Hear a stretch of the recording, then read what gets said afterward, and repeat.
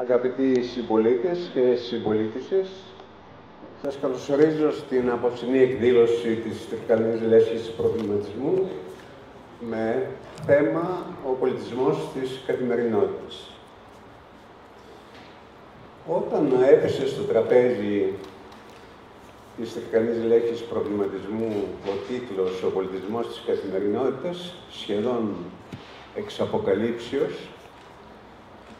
μας άρεσε σε όλους ιδιαίτερα αυτός ο τίτλος, αλλά μετά άρχισαν οι προβληματισμοί. Τι να είναι άραγε αυτός ο πολιτισμός της καθημερινότητας? Προσπάθησα στο διαδίκτυο να ανιχνεύσω έναν ορισμό, αλλά ήταν τόση πανσπερμία απόψεων που ομολογώ ότι περισσότερο μπερδεύτηκα παρά ξεδιάλυνα στο μυαλό μου ορισμένα πράγματα. Υπήρχε όμως ανάγκη να σχηματοποιήσω κάποια πράγματα και κατέληξα για τον πολιτισμό σε τρεις προσεγγίσεις εκ των πραγμάτων σχηματοποιημένες. Η μία είναι η φιλοσοφική, ας το έλεγα πλατωνική προσέγγιση, ως μία διαδικασία ο πολιτισμός της ανθρώπινης τελείωσης στη βάση κάποιων πανανθρώπινων και καθολικών αξιών. Η δεύτερη προσέγγιση είναι πιο πολύ περιγραφική και είναι μία κριτική και συγκριτική αξιολόγηση της ανθρώπινης δημιουργίας. Ό,τι καταλάβατε, κατάλαβα κι εγώ. Και η τρίτη, θα έλεγα, είναι μια κοινωνική, ιστορική προσέγγιση που παρουσιάζει τον πολιτισμό σαν μια στάση ζωής, σαν ένα σύνολο νοοτροπιών και συμπεριφορών που ασχολείται με τις σχέσεις των ανθρώπων μεταξύ τους και με τις σχέσεις του ανθρώπου με το περιβάλλον. Μία τέτοια προσέγγιση της σχέσης του ανθρώπου με το περιβάλλον επιχειρούμε σήμερα με κύριο μιλητή, τον κύριο Νίκο Βατόπουλο, ο οποίος θα μας αναπτύξει το θέμα «Η ζωή στην πόλη, ένα ταξίδι ψυχικής αυτογνωσίας στο αστικό περιβάλλον». Με αρχική αναφορά στην σύγχρονη πόλη των Τρικάλων, ο ομιλητής θα επιχειρήσει μια τομή στην αστική εμπειρία με άξονα την ιστορία, την αισθητική, τη φύση και το ψυχικό βίωμα μέσα στις πόλεις μας. Το παράδειγμα της Αθήνας ως μια σύνοψη των βασικών ζητημάτων της ελληνικής κοινωνίας σε σχέση με τον αστικό χώρο. Ο κύριος Νίκος Βατόπουλος έχει σπουδάσει κοινωνιολογία στο Enrico Lens και ευρωπαϊκές σπουδές πολιτικές επιστήμες στο Reading University του Ηνωμένου Βασιλείου. Από το 1988 εργάζεται στην εφημερίδα «Η Καθημερινή» ως δημοσιογράφος στο πολιτιστικό τμήμα. Έχει ειδικευτεί στην ιστορία της Αθήνας και σε θέματα αστικού πολιτισμού. Έχουν εκδοθεί πολλά βιβλία του, όπως «Το πρόσωπο της Αθήνας» σε εκδόσεις Ποταμός, «Περπατώντας στην Αθήνα» σε εκδόσεις Μετέχμιο, «Μικρή δρόμη της Αθήνας» σε εκδόσεις πάλι Μετέχμιο το 2019, «Όπου και να ταξιδέψω», «Περπατώντας σε 24 πόλεις», Μετέχμιο 2019, «Στο βάθος του αιώνα, ένα αφήγημα για την Αθήνα», εκδόσεις Μετέχμιο 2020 και «Ένα παιδί μεγαλώνει στην Αθήνα» 2022, πάλι σε εκδόσεις Μετέχμιο. Μετά τον κύριο ομιλητή, ο οποίος θα αναπτύξει την ομιλία του σε ελευθερία χρόνου, θα υπάρξουν ολιγόλεπτες παρεμβάσεις από τον κύριο Γεωργιάδη, αρχιπλήρχο του Πολεμικού Ναυτικού εν Αποστρατεία, πρώην πρόεδρο του Συλλόγου Φίλων της Μουσικής, πρώην πρόεδρο της Τρικαλινής Λέσχης Προβληματισμού, με θέμα πόλη καθαρή, πόλη ελκυστική, και από τον κύριο Γιάννη Κουτεντάκη, ομότιμο καθηγητή του Πανεπιστημίου Θεσσαλίας, πρώην κοσμήτωρα της Σχολής Σεφά Τρικάλων, ο πολιτισμός της καθημερινότητας και το Ελληνικό Πανεπιστήμιο. Πριν σας παραδώσω στη γοητεία του κυρίου Βατόπουλου, θα ήθελα να αναφερθώ ότι χαιρετίζει τη σημερινή μας εκδήλωση ο γραμματέας της Νέας Δημοκρατίας και τοπικός βουλευτής, ο κύριος Κώστας Κρέτας. Κύριε Βατόπουλε, σας περιμένουμε με ανυπομονησία.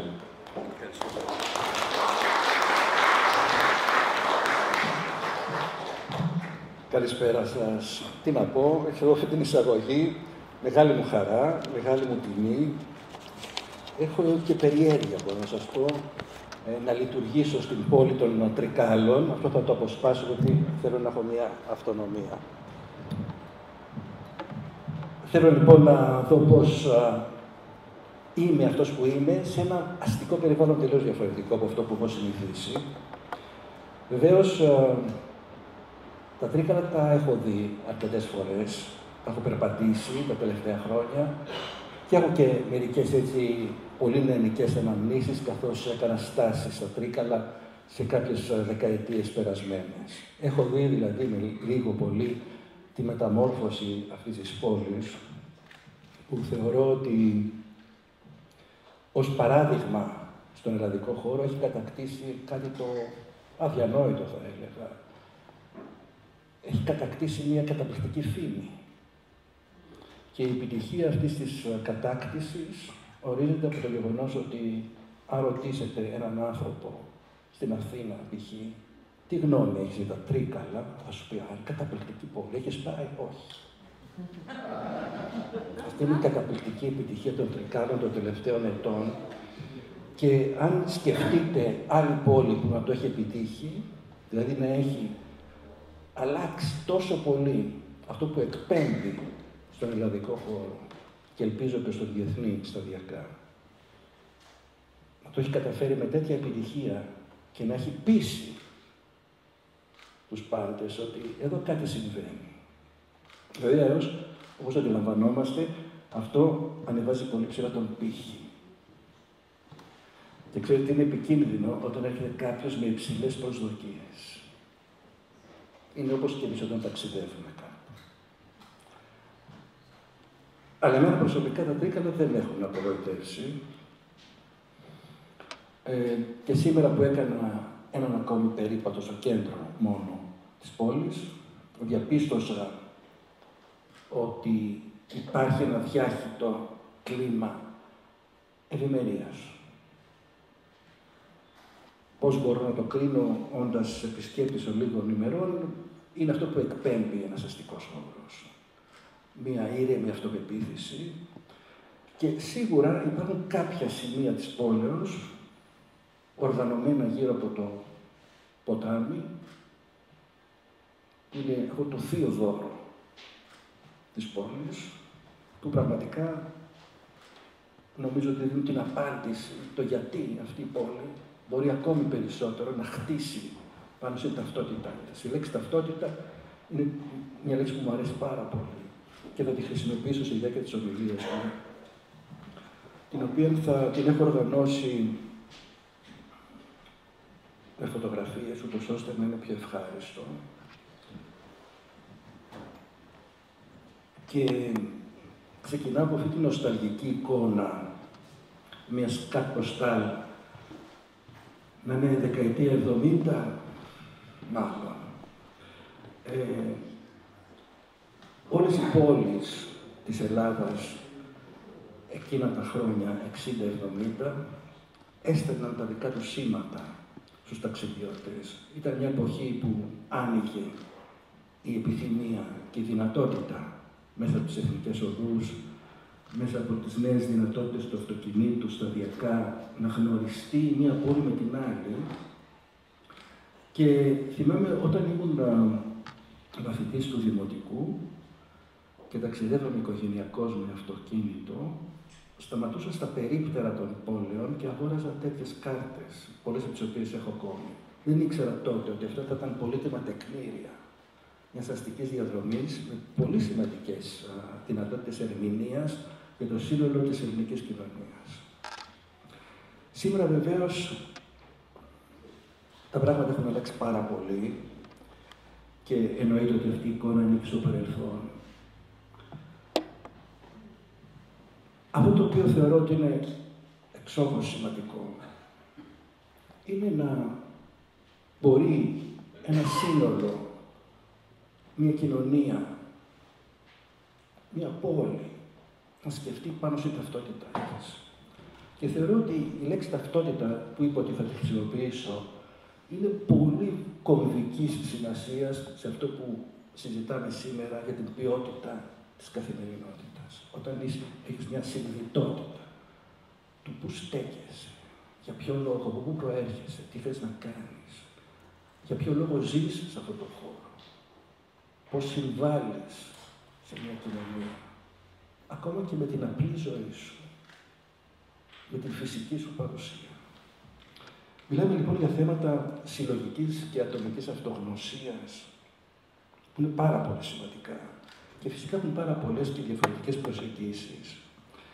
Σίγουρα το θέμα των ταυτοτήτων, των αστικών ταυτοτήτων, και βλέπετε, έχω κάνει αυτή την πολύ πρόχειρη αντιπαράθεση, αντιπαραβολή, σύγκριση, παραλληλισμό, όπως θέλετε, ανάμεσα σε αυτές τις δύο πόλεις, που θα μπορούσε να είναι και η Έδεσα εδώ, ποια αντίστοιχη παλαιά πόλη. Βλέπετε τις αναγνώσεις του ίχνους. Θα μπορούσε να πει κανείς ότι είναι κατασκευασμένες σκηνογραφίες και είναι πολλές, όπως πάρα πολλές παλιές πόλεις στην Ευρώπη οργανώνουν αυτές τις ψευδαισθητικές σκηνογραφίες και μέσα εκεί που κάποτε ήταν νοικοκυριά, σπίτια, ιδιωτικές ζωές, που ήταν εστιατόρια, επιχειρήσεις, μπαρ, καταστήματα, με παραδοσιακά είδη. Βλέπετε πως η έννοια της παράδοσης, της ταυτότητας, αυτού που μοιράζεσαι, μπορεί να αποκτήσει πάρα πολλές διαφορετικές ερμηνείες. Αλλά εκείνο που με ενδιαφέρει είναι πώς το θέμα της ταυτότητας μπορεί να επιδράσει στο ψυχισμό μας και να μας μεταβάλει, χωρίς να το καταλάβουμε, μέσα από αυτό το αίσθημα του ανήκει. Και πώς αυτό το αίσθημα του ανήκει ενισχύει αυτό που λέμε κοινωνική συνοχή. Και πώς η κοινωνική συνοχή προστατεύει την ποιότητα του δημοσίου χώρου. Η διάλυση λοιπόν του δημοσίου χώρου, που σε μεγάλες πόλεις όπως είναι η Αθήνα, που το γνωρίζουμε όλοι, τεράστια προβλήματα. Συντήρηση μιας στοιχειώδους συνοχής σε πάρα πολλά σημεία της πόλης, είτε είναι τοπικά σε κάποιες γειτονιές, είτε είναι υπερτοπικά στο κέντρο που διέρχονται οι πάντες. Όσο λοιπόν λιγότερο νιώθει κανείς ότι ανήκει κάπου, ότι συμπεριλαμβάνεται σε ένα σύνολο, τόσο πιο διαλυτική θα είναι αυτή η δύναμη, η οποία είναι πολλές φορές αδυσόπιτη και σαφέστατα μιλάμε για ένα φαινόμενο διεθνές. Είναι ένα φαινόμενο που δεν έχει παραγάγει η εποχή μας, έχει εμφανιστεί εδώ και θα έλεγα και από τον 19ο αιώνα ακόμα, όταν άρχισαν οι μεγάλες πόλεις να γίνονται αυτό που καταλαβαίνουμε σήμερα, αλλά σίγουρα ο 21ος αιώνας με την αλλαγή στην ιεράρχηση των ζητημάτων έχει ανεβάσει το θέμα της διάλυσης της κοινωνικής συνοχής πάρα πολύ ψηλά.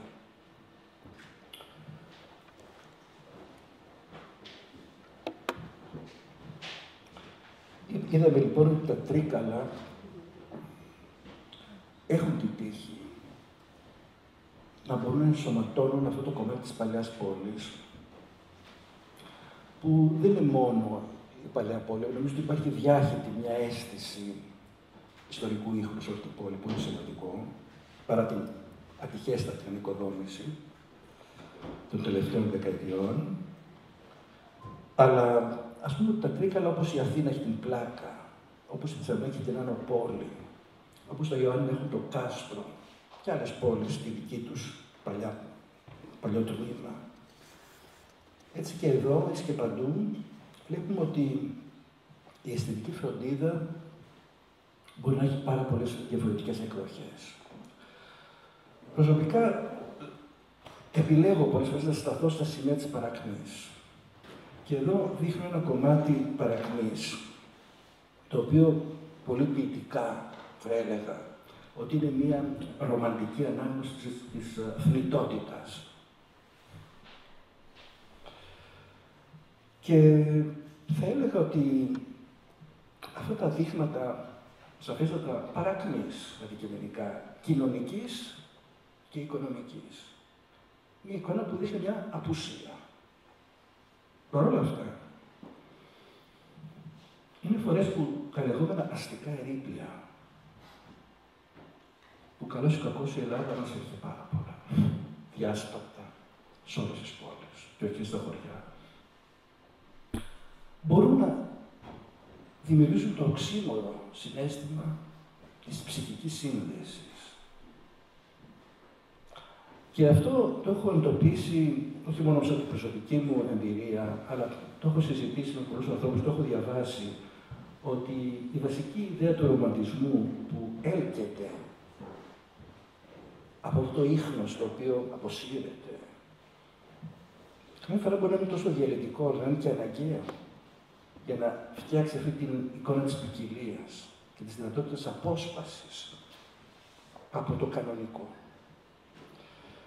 Προσωπικά συλλέγονται τις φωτογραφίες, γιατί βλέπω πως η φύση μπορεί να αγκαλιάσει και να αλλάξει πλέον και την ίδια την εικόνα των κτηρίων. Βλέπετε εδώ ένα καταλληλημένο νεοκλασικό μεγάλο σπίτι που έμπαινε από την αυλή και τώρα έχουν φυτρώσει αυτά τα παρασιτικά δέντρα, οι βρωμοκαρδιές, οι αήλανθοι, οι οποίοι καταλαμβάνουν όλα τα άχρηστα οικόπεδα και τα καταλληλημένα σπίτια, δημιουργώντας τις ψευδαισθητικές εικόνες της παρουσίας μέσα από την απουσία. Δεν υποστηρίζω φυσικά ότι δεν θα έπρεπε να φτιαχτούν αυτά τα σπίτια. Αλλά λέω ότι το θέμα της σύνδεσης με έναν τόπο, το πώς αισθανόμαστε κοντά ή μακριά σε έναν τόπο, είναι κάτι αφενός προσωπικό, αλλά αφετέρου και πάρα πολύ ρευστό.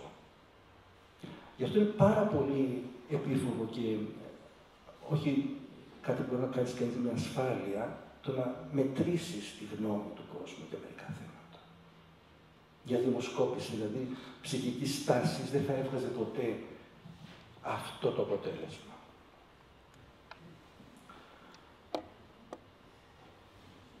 Και μέσα από αυτή τη διαδικασία σύνδεσης με τα ερείπια και της ρηγματωμένης ταυτότητας, υπάρχει και το θέμα του τραύματος, το οποίο δεν έχει ορατή παρουσία πλέον.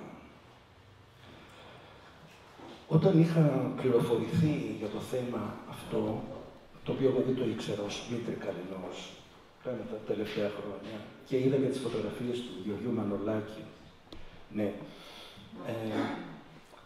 θεώρησα ότι είναι ένα πάρα πολύ καλό παράδειγμα η αγορά των Τρικάλων, που εντάσσεται θαυμάσια σε μια οικογένεια κτηρίων που χάθηκαν και που όμως είχαν μια δημόσια λειτουργία, η οποία αφαιρέθηκε.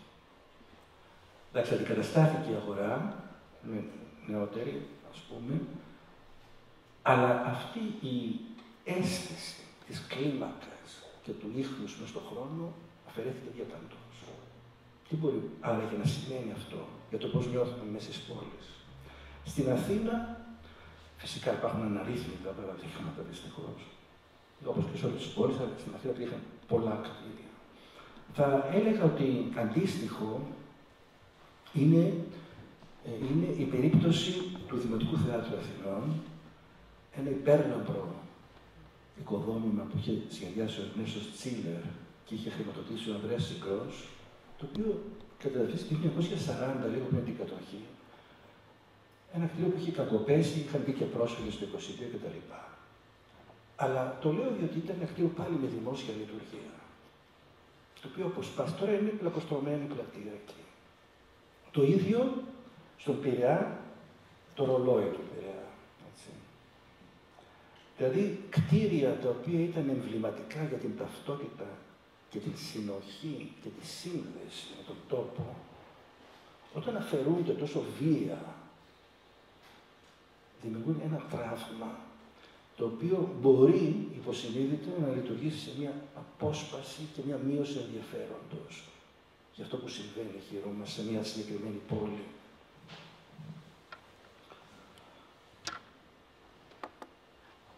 Ένα παράδειγμα έτσι τυχαίο λίγο πολύ, αλλά χαρακτηριστικό, μιας άλλης μεσαίου μεγέθους πόλης της χώρας μας, η Χαλκίδα. Όταν είχε γίνει το ξενοδοχείο Λούση, που ήταν το μοντέρνο ξενοδοχείο της εποχής φυσικά, διατηρείται όμως όλη αυτή η θαυμάσια σειρά των νεοκλασικών κτηρίων 1880-1910, ανάμεσά τους το καταπληκτικό ξενοδοχείο Παλήρια, άλλο ένα εμβληματικό κτίριο της νεοκλασικής Ελλάδας, που κατεδαφεί το 1970 από καινούριο οικοδόμημα, βλέπετε πως άλλαξε όλη η κλίμακα της πόλης πάνω σε αυτό το ιδηλιακό σημείο. Αντιστοίχως τα Τρίκαλα ευεργετούνταν την ύπαρξη του νερού. Εδώ μπορεί να είναι βέβαια γλυκό το νερό, είναι αυτό το κανάλι, ο πορθμός στην Εύβοια. Αλλά σκεφτείτε την τύχη της πόλης σας. Μοναδική περίπτωση στον ελλαδικό χώρο, που έχει αυτή την παρουσία του υδάτινου στοιχείου με ό,τι μπορεί να σημαίνει το υδάτινο στοιχείο. Ψυχικά, αποσυνδέεσαι, μυθολογικά, υπαρκτά, οικολογικά, οικονομικά, τουριστικά.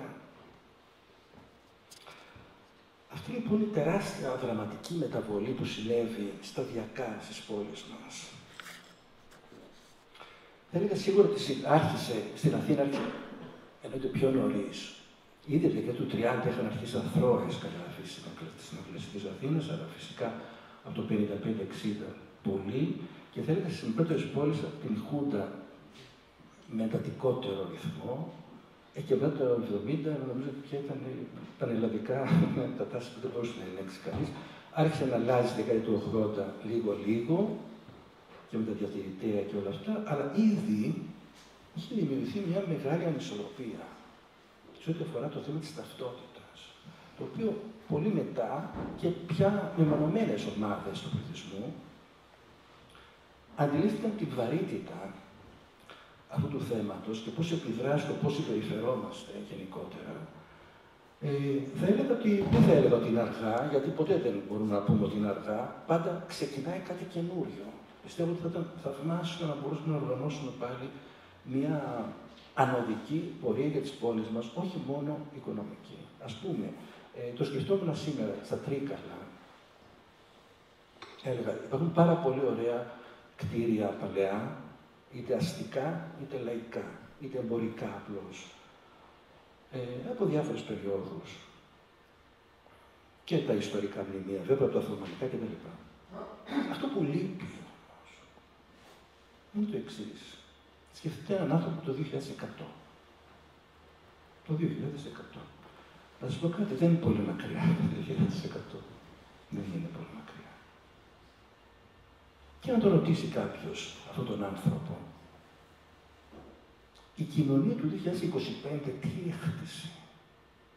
Τι έχτισε η κοινωνία του 2025, του 2030, του 2020. Τι έχτισε. Δεν νομίζω ότι είναι εύκολη απάντηση. Δεν αναφέρουμε μόνο στα Τρίκαλα φυσικά, πανελλαδικά. Πλην ελαχίστων εξαιρέσεων. Είναι ένα τεράστιο ερώτημα που πάει πολύ βαθιά στις ποιότητες τις οποίες είμαστε αναγκασμένοι να ζούμε γύρω μας. Και σκεφτόμουν, καθώς έβλεπα το άγαλμα του Ασκληπιού, πίσω όλα αυτά τα κτίρια, τα οποία είναι σίγουρα σήματα αρχιτεκτονικά, χρήσιμα βέβαια για την οικονομία της πόλης, σκεφτόμουν άλλα κτίρια. Και δεν λέω, εντάξει, δεν υπήρχαν νεοκλασικά μέγαρα εκεί προφανώς, υπήρχαν πιο ταπεινά κτίσματα, αλλά μπορεί η εποχή μας να προσθέσει ένα σημαντικό αρχιτεκτόνημα.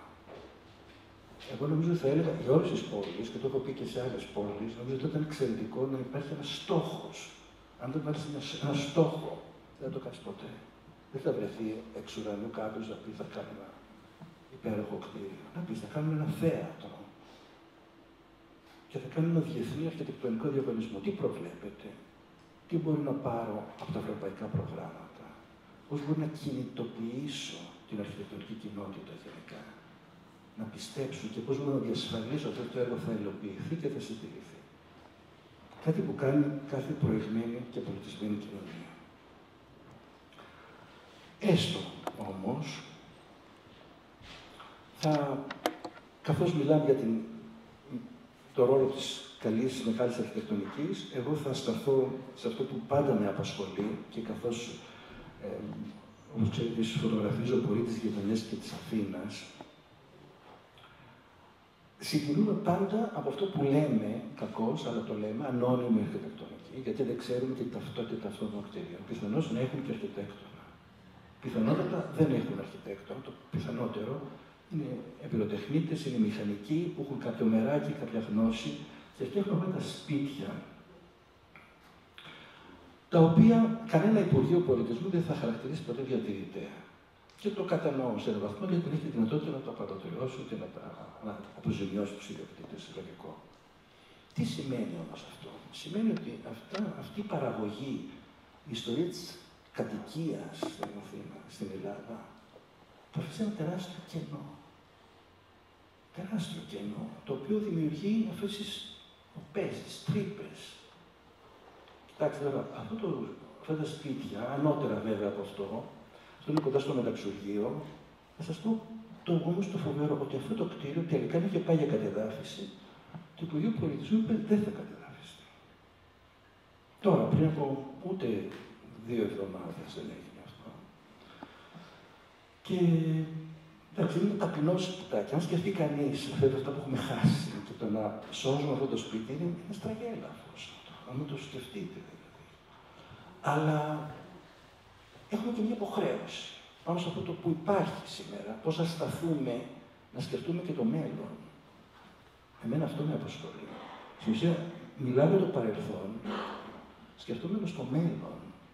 Πώς θα είναι οι πόλεις μας και η ζωή μας, πώς θα νιώθουν οι άνθρωποι, πώς θα εισπράττουν αυτό που εκπέμπει ένα παλέμψιστο ιστορικό και κοινωνικό, οικονομικό. Πώς? Είναι ερωτήματα. Θέλω να δούμε λίγο το πώς δίπλα σε αυτή την ιστορική, λαϊκή, τουριστική πλευρά των πόλεων, πώς έχει η λόγια αρχιτεκτονική να δηλώσει κάτι πάρα πολύ ισχυρό σε ό,τι αφορά την ταυτότητα. Πρώτα απ' όλα, οικονομική ισχύ. Έχουμε εδώ στην Αθήνα, είναι κοντά στο πεδίο του Άρεος, 2 ονομαστές πολυκατοικίες για την ιστορία των Αθηνών. Η πρώτη, η αριστερή, είναι η δεκαετία 30, πολυκατοικία Σαββίδη, που έχει σχέση και με την οικογένεια Σαββίδη, και δεξιά μια πολυκατοικία της δεκαετίας του 50 και οι 2 μεγαλοαστικές. Και αναπτύσσω τον προβληματισμό πώς μπορεί το ίχνος του 20ου αιώνα μέσα από αυτά που άφησε σε όλους εμάς και τους προηγούμενους ως βιώματα να γίνει πολιτιστική κληρονομιά. Μπορεί αυτό να μας συνδέσει με τον τόπο και να θέλουμε να περιφρουρήσουμε αυτόν τον τόπο. Να νιώθουμε ότι εδώ, σε αυτές τις πολυκατοικίες που χτίστηκαν πριν από 60, 70, 80, 90 χρόνια στην Αθήνα, αλλά έχω δει και πολύ ενδιαφέρουσες δίπλοκατοικίες εδώ, της δεκαετίας του 60. Ξέρω πάρα πολύ ενδιαφέρουσες. Δηλαδή είναι μια κατηγορία από μόνη της αυτή η τυπολογία. Όλα αυτά ενδιαφέρουν πια άλλο ένα και περισσότερο όσους μελετούν το μέλλον των αστικών κέντρων και το μέλλον των ανθρώπων, που πρέπει να νιώθουν όχι ανέστιοι, αυτό είναι το πολύ σημαντικό. Πρέπει να νιώθεις ότι έχεις μια ρίζα, μια αιστεία, ένα σημείο εκκίνησης, ένα σημείο αναφοράς, σύνδεσης συναισθηματικής, νοητικής, πνευματικής, αισθητικής. Κοιτάξτε, απλούστατες φόρμες της δεκαετίας του 50 στην Αθήνα, τις οποίες ακόμη περιφρονούν οι περισσότεροι άνθρωποι στην πρωτεύουσα και ξυλώνουν αυτές τις πόλεις και βάζουν αλουμινίου. Ναι. Και θέλω να πω ότι αυτά τα οποία, όταν είχα την ευκαιρία να ξεναγήσω ένα ζεύγος Αμερικανών, δημοσιογράφων, φωτογράφων, που ήρθαν να γράψουν για την Αθήνα. Και είχαν πάει στα δασικά και μου είχαν προτείνει ένας τρίτος άνθρωπος μου είχε προτείνει να τους κάνω μια βόλτα στην Κυψέλη που είχε πολλά τέτοια. Το έκανα και είχα μεγάλη περιέργεια να δω άνθρωποι τώρα ταξιδεμένοι σε όλο τον κόσμο. Μένουν στη Νέα Υόρκη. Και όταν άρχισαν να καταλαβαίνουν λίγο αυτή την κοινωνική παρακαταθήκη, την αισθητική παρακαταθήκη, μου είπαν ότι αυτό είναι κάτι καταπληκτικό. Ότι στην Ελλάδα υπάρχει ένα ίχνος μοντερνιστικό του 50-60, δηλαδή όλη αυτή η μεταπολεμική αναγέννηση, η οποία δεν είναι μόνο αρνητική. Οικονομικά το ξέρουμε ότι απογείωσε την Ελλάδα, αλλά θεωρούμε πάντοτε οικιστικά την φύθησε και φυσικά υπάρχει αυτή η πλευρά την οποία ανέφερα προηγουμένως. Υπάρχει όμως και κάτι άλλο. Υπάρχει και αυτό. Βλέπετε τι γράφω. Είσοδοι συναισθηματικής ασφάλειας. Οι απλές πολυκατοικίες που στέγασαν όνειρα, που ήταν αποτέλεσμα επενδύσεων οικογενειών, που συνδέονται με αυτό που αφήνουμε πίσω λόγω χρόνου. Θέλω να πω ότι οι χρονικοί κύκλοι οθούν προς τα πίσω τον 20ο αιώνα με ταχύτατους ρυθμούς και λόγω της φυσικής εξέλιξης του χρόνου, αλλά και λόγω των ταχύτατων και ραγδαίων εξελίξεων που έχουμε στον 21ο αιώνα. Αν σκεφτούμε από το 2001, με τους λίγους πύργους μέχρι τώρα, τι να πρωτοθυμηθεί κανείς και πού να σταθεί, ανάσα δεν θα πάρουμε από τις τεράστιες μεταβολές που έχουν συμβεί γεωπολιτικά, οικονομικά, υγειονομικά και τεχνολογικά. Δηλαδή το 2000 πια, το έτος 2000 είναι αρχαιολογία. Δεν θα μου πείτε είναι ένα τέταρτο του αιώνα, είναι. Αλλά σκεφτείτε την απόσταση. Θέλω να πω λοιπόν ότι όλο αυτός ο 20ος αιώνας, που στην ουσία έχει αδειάσει από τους πρώτους χρήστες του, καλούμαστε κάπως να σταθούμε απέναντί του ή τουλάχιστον να έχουμε μια θέση γι' αυτό. Να μην θεωρήσουμε ότι είναι κάτι το οποίο μπορούμε να το αφήσουμε στην άκρη και να γίνει ό,τι γίνει. Αυτή είναι η θέση. Θεωρώ ότι πρέπει να έχουμε μια στάση απέναντι σε αυτό. Και καθώς είχαμε αυτές τις ξεχωριστές εισόδους, περιπτώσεις, καθώς σκεφτήκαμε καθένας προσωπικά ενδεχομένως σήμερα και στις αναφορές, μήνες, οικογενειακά βιώματα κτλ. Και έχουμε αυτό το χυλό, ο οποίος ενδεχομένως δημιουργεί αισθήματα αρνητικά. Με την πυκνότητά του και την ισοπεδωτική του ομοιομορφία. Αυτό εννοώ. Ξεχωρίζει ο τρούλος του ναού, είναι ο Άγιος Διονύσιος στην Αθήνα, ξεχωρίζει. Αλλά μέσα σε όλα αυτά τα χιλιάδες διαμερίσματα και παράθυρα υπάρχουν όλοι εμείς. Οι μονάδες που ονειρεύονται και επενδύουν σε κάτι, στο αύριο, σε μια καλύτερη μέρα. Και όλοι αυτοί οι άνθρωποι, ή την Αθήνα ή την οπουδήποτε, θέλουν να έχουν μια προσωπική σχέση με τον περιβάλλοντα χώρο τους. Να έχουν μια δυνατότητα καλύτερης διαβίωσης. Ακόμη και αυτοί που δεν είναι πολύ συνειδητοί απέναντι σε αυτό. Θεωρούν κατά κάποιο τρόπο ότι το δικαιούνται. Και αυτό είναι σωστό, το δικαιούνται. Απλώς υπάρχουν και ορισμένες υποχρεώσεις. Για μένα η πιο βασική υποχρέωση που έχουμε είναι να είμαστε συνειδητοί. Δηλαδή να μην ζούμε τις ζωές μας κάθε μέρα ξημερώνει και ότι αυτό είναι αυτονόητο. Δεν είναι. Σκεφτείτε πόσα πράγματα, αν αποφασίσουμε, μπορούμε να κάνουμε σε μισή ώρα. Αν το αποφασίσουμε. Τι να κάνεις, να αγοράσεις ένα σπίτι, να χωρίσεις, να αλλάξεις τόπο διαμονής, τα πάντα μπορείς να κάνεις σε μισή ώρα. Θέλω να πω ότι ο χρόνος είναι πάρα πολύ σημαντικός και τίποτα δεν είναι αυτονόητο, δεδομένο. Εγώ θεωρώ λοιπόν ότι εδώ υπάρχουν διάφορες θερμοκοιτίδες ονείρων αυτά τα διαμερίσματα, έτσι τα βλέπω. Και μου αρέσει να σκέφτομαι ότι αυτή η ισοπεδωτική ομοιομορφία που φαίνεται έτσι γιατί είναι από ψηλά, αλλά πας στο επίπεδο του δρόμου είναι η ποικιλία της κοινωνίας που είναι συναρπαστική, μπορεί να διατυπώσει και εδώ ένα ζήτημα ταυτότητας.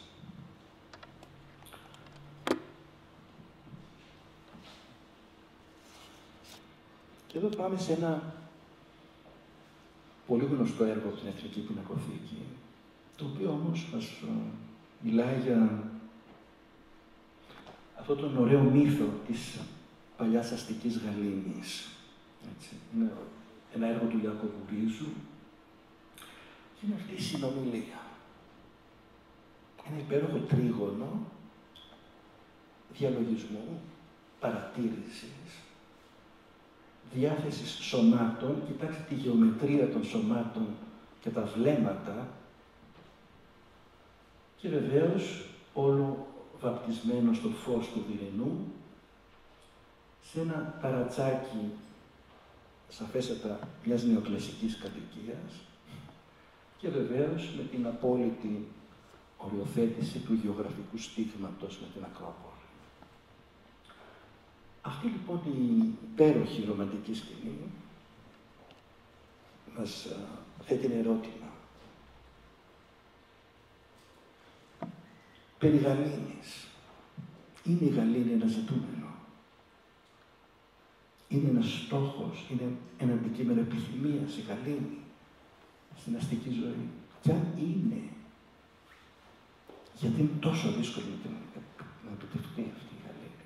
Γιατί είναι τόσο δύσκολο να έχουμε έστω νησίδες Γαλήνης? Είτε είναι στο περιβάλλοντα χώρο, είτε εσωτερικά. Σκεφτείτε όλοι μας πόσο πολύ αγχωνόμαστε χιλιάδες πράγματα κάθε μέρα. Πόσα πολλά. Πράγματα που τελικά δεν έχουν τόσο μεγάλη σημασία. Δηλαδή, γιατί όταν επιληθούν, μετά ξεχνούνται, κονιορτοποιούνται, δεν έχουν τόσο μεγάλη σημασία. Παρ' όλα αυτά, έχουν καταλάβει το μυαλό μας. Εγώ θεωρώ ότι ένα πολύ σημαντικό θέμα για το πώς ζούμε στις πόλεις μας είναι το πώς επιτρέπουμε στον εαυτό μας να οργανωθεί εσωτερικά. Τι δυνατότητα του δίνουμε να νιώσει έστω κάποιες στιγμές αυτή την κλίμακα. Κοιτάξτε λοιπόν πόσοι άνθρωποι ζούσαν στο κέντρο των Αθηνών πριν από 100 χρόνια. Εδώ στο Πανεπιστήμιο. Μόνο το ηλίου μέγεθον τα γάλματα, χωρίς πλέον τα γάλματα, σώζεται. Βλέπουμε λοιπόν ότι υπήρξαν εποχές, όχι μακρινές ιστορικά χθεσινές, που υπήρχαν αυτές οι συντεταγμένες της κλίμακας, οι οποίες διασφάλιζαν, αν μη τι άλλο, μία αίσθηση ηρεμίας. Ας πούμε, δεν ήταν νησίδες ευνηδιασμού όταν προχωράς στον δρόμο. Και αυτή η παράθεση των οικειών, εμένα μου δίνει την εντύπωση ότι υπήρχε μια αίσθηση να προστατευτεί αυτό το περιβάλλον. Και μιλάμε για εποχές που έζησαν θηριωδίες. Έτσι είναι η εποχή του 22, η εποχή Μεσοπολέμου με ό,τι γινόταν διεθνώς, ο πόλεμος μετά, ο εμφύλιος. Τι να πει κανείς, ότι δεν είχαν οι άνθρωποι τότε πολύ σημαντικά θέματα? Και εμείς δεν έχουμε βέβαια αυτά τα θέματα στη δική μας εποχή. Έχουμε άλλα θέματα όμως. Εντελώς διαφορετικά, αλλά ίσως εξίσου διαβρωτικά. Είναι θέματα προς σκέψη. Γιατί βλέπουμε γειτονιές με ελιπέστατες υποδομές, με χωματόδρομους, και εδώ βεβαίως είναι μια μεσοαστική περιοχή των Αθηνών, γιατί αν πηγαίναμε σε άλλες περιοχές δεν θα ήταν έτσι ακριβώς η οργάνωση του αστικού χώρου.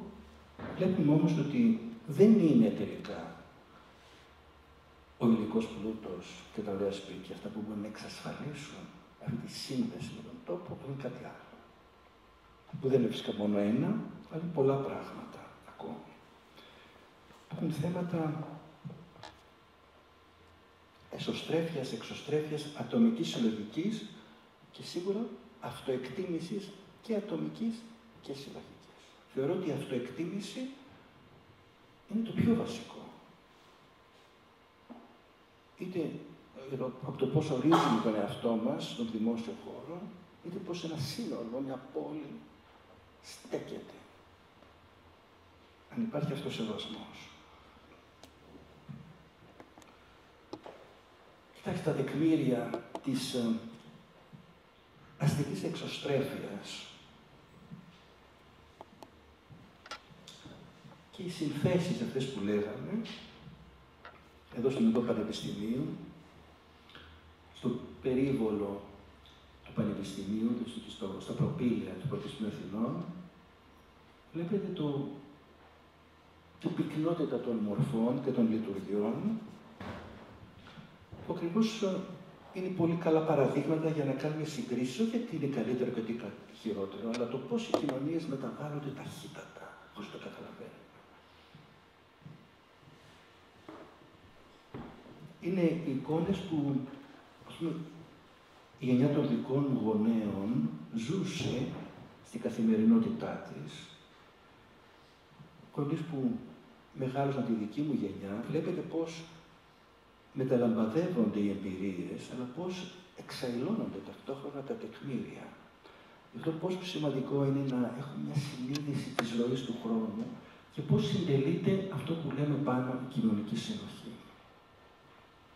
Εγώ είχα από αυτές τις φωτογραφίες με τα παλιά καφενεία της Αθήνας, εδώ στην πλατεία Συντάγματος, και δείτε, είναι το 1948. Όχι μια απλή ημερομηνία. Και βλέπετε τις μονάδες, δηλαδή όλους εμάς φορείς μοναχικότητας ή μοναξιάς ανάλογα, σε συνθήκες κοινωνικής συνάθρησης και σε καθεστώς κοινωνικής όσμωσης. Πόσο σημαντικό είναι λοιπόν να υπάρχει εν λειτουργία αυτό το κοινωνικό θέατρο, το οποίο υπάρχει βεβαίως σε νησίδες όλες τις πόλεις, αλλά εδώ είναι στην επίσημη πλατεία της ελληνικής πρωτεύουσας και με όλες τις πολλές εφημερίδες ξεδιπλωμένες. Ένα άλλο πολύ σημαντικό θέμα της εποχής μας, η ενημέρωση. Εγώ ακούω από ανθρώπους που είναι και κάποιες στοιχειώδους μόρφωσης. Το διάβασα στο κινητό. Τι θα πει το διάβασα στο κινητό? Ποιος το έγραψε? Μα το γράφει το κινητό. Εντάξει.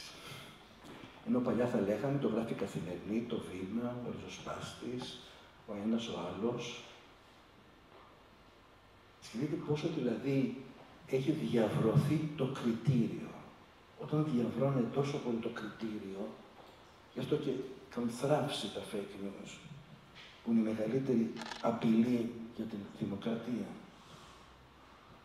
Σκεφτείτε λοιπόν πόσο έχει μεταβληθεί όλο το θέμα της επικοινωνίας, της είδησης, της ανάλυσης, της ενημέρωσης, του δημοσίου χώρου και πώς αντανακλάται αυτό σε ό,τι βλέπουμε γύρω-γύρω.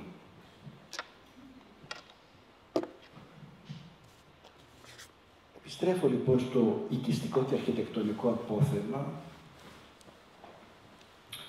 διότι θεωρώ ότι υπάρχει μια πολύ ενδιαφέρουσα κοινή καταγωγή μιας μεσοαστικής συνθήκης στην Ελλάδα, την οποία έχουμε λίγο υποτιμήσει. Δηλαδή υπάρχει, θεωρώ, μια κοινή γλώσσα. Από άκρη σε άκρη, με όλες τις διαφορές φυσικά, η οποία έχει μια συγκολητική ουσία. Εγώ όταν βλέπω αυτά τα κτίρια στο κέντρο των Τρικανών, τα ελάχιστα που έχουν μείνει δυστυχώς αυτής της κατηγορίας, νιώθω μια θαλπορία. Μπορεί άλλος να έχει μια διαφορία. Σεβαστό. Νιώθω ότι αυτά τα κτίρια με καθησυχάζουν. Ότι εδώ υπήρξαν άνθρωποι που ενδιαφέρθηκαν, αν μη τι άλλο, να αφήσουν κάτι και να χτίσουν κάτι καλό. Είναι ένα δείγμα τυθασευμένου εγωισμού και ταυτόχρονα υψηλής φιλοδοξίας. Και τα δύο μαζί. Κοιτάξτε λοιπόν, εδώ έχουμε την γνωστή γωνία στην πόλη. Κοιτάξτε αντίστοιχη, γι' αυτό λέω κοινή συνθήκη πανελλαδικά. Κοιτάξτε, εγώ όταν είχα δει αυτό το δρόμο στη Λιβαδιά δεξιά, είχα εντυπωσιαστεί, διότι μπορούσα να συνδέσω την πόλη της Λιβαδιάς με τέτοιες υψηλής στάθμης μεσοαστική αρχιτεκτονική. Και αυτό το υπέροχο, πένθυμο θέαμα στη Λάρισα, που τότε το είχα δει, με είχε βαθύτατα σοκάρει, θα έλεγα, γιατί αυτό το καταπληκτικό αρχιτεκτόνημα σχεδιαζόταν των στάσεων μεταξάσεων δεύτερων αρχιτέκτονες στα περίχωρα της Λάρισας στη Γιάννη, συνδεδεμένο με μια από τις μεγαλύτερες προσωπικότητες του 20ου αιώνα στην Ελλάδα, του αρχών του 20ου και του τέλους του 19ου, του Χαροκόπου, μεγάλο επιχειρηματία και ιδιοκτήμονα. Σκεφτείτε ότι ο Χαροκόπος έχτισε την κατοικία του στην Αθήνα. Ποια ήταν αυτή η κατοικία του Χαροκόπου στην Αθήνα? Το νεοκλασικό μέγαρο που στεγάζει του Μουσείου Μπενάκη στη Βασιλής Σοφίας. Ο Εμμανουήλ Μπενάκης, ο γνωστός, ο πατέρας του Αντωνίου Μπενάκη και την Ευρώπη Δέλτα κτλ., αγόρασε αυτό που ξέρουμε ως Μουσείο Μπενάκη από τον Χαροκόπο. Δηλαδή για να καταλάβουμε τη στάθμη και την επίδραση αυτού του ανθρώπου στην κοινωνία, και έχουμε αυτή την αδιαφορία για πράγματα τα οποία θα μπορούσαν να αποτελέσουν πάρα πολύ συνεκτικά και οικονομικά φυσικά σε μια κοινωνία όπως είναι η Λάρισα, στην περιοχή εδώ ευρύτερα της Θεσσαλίας. Και κοιτάξτε πώς μέσα πλέον στον ιστό των πόλεων,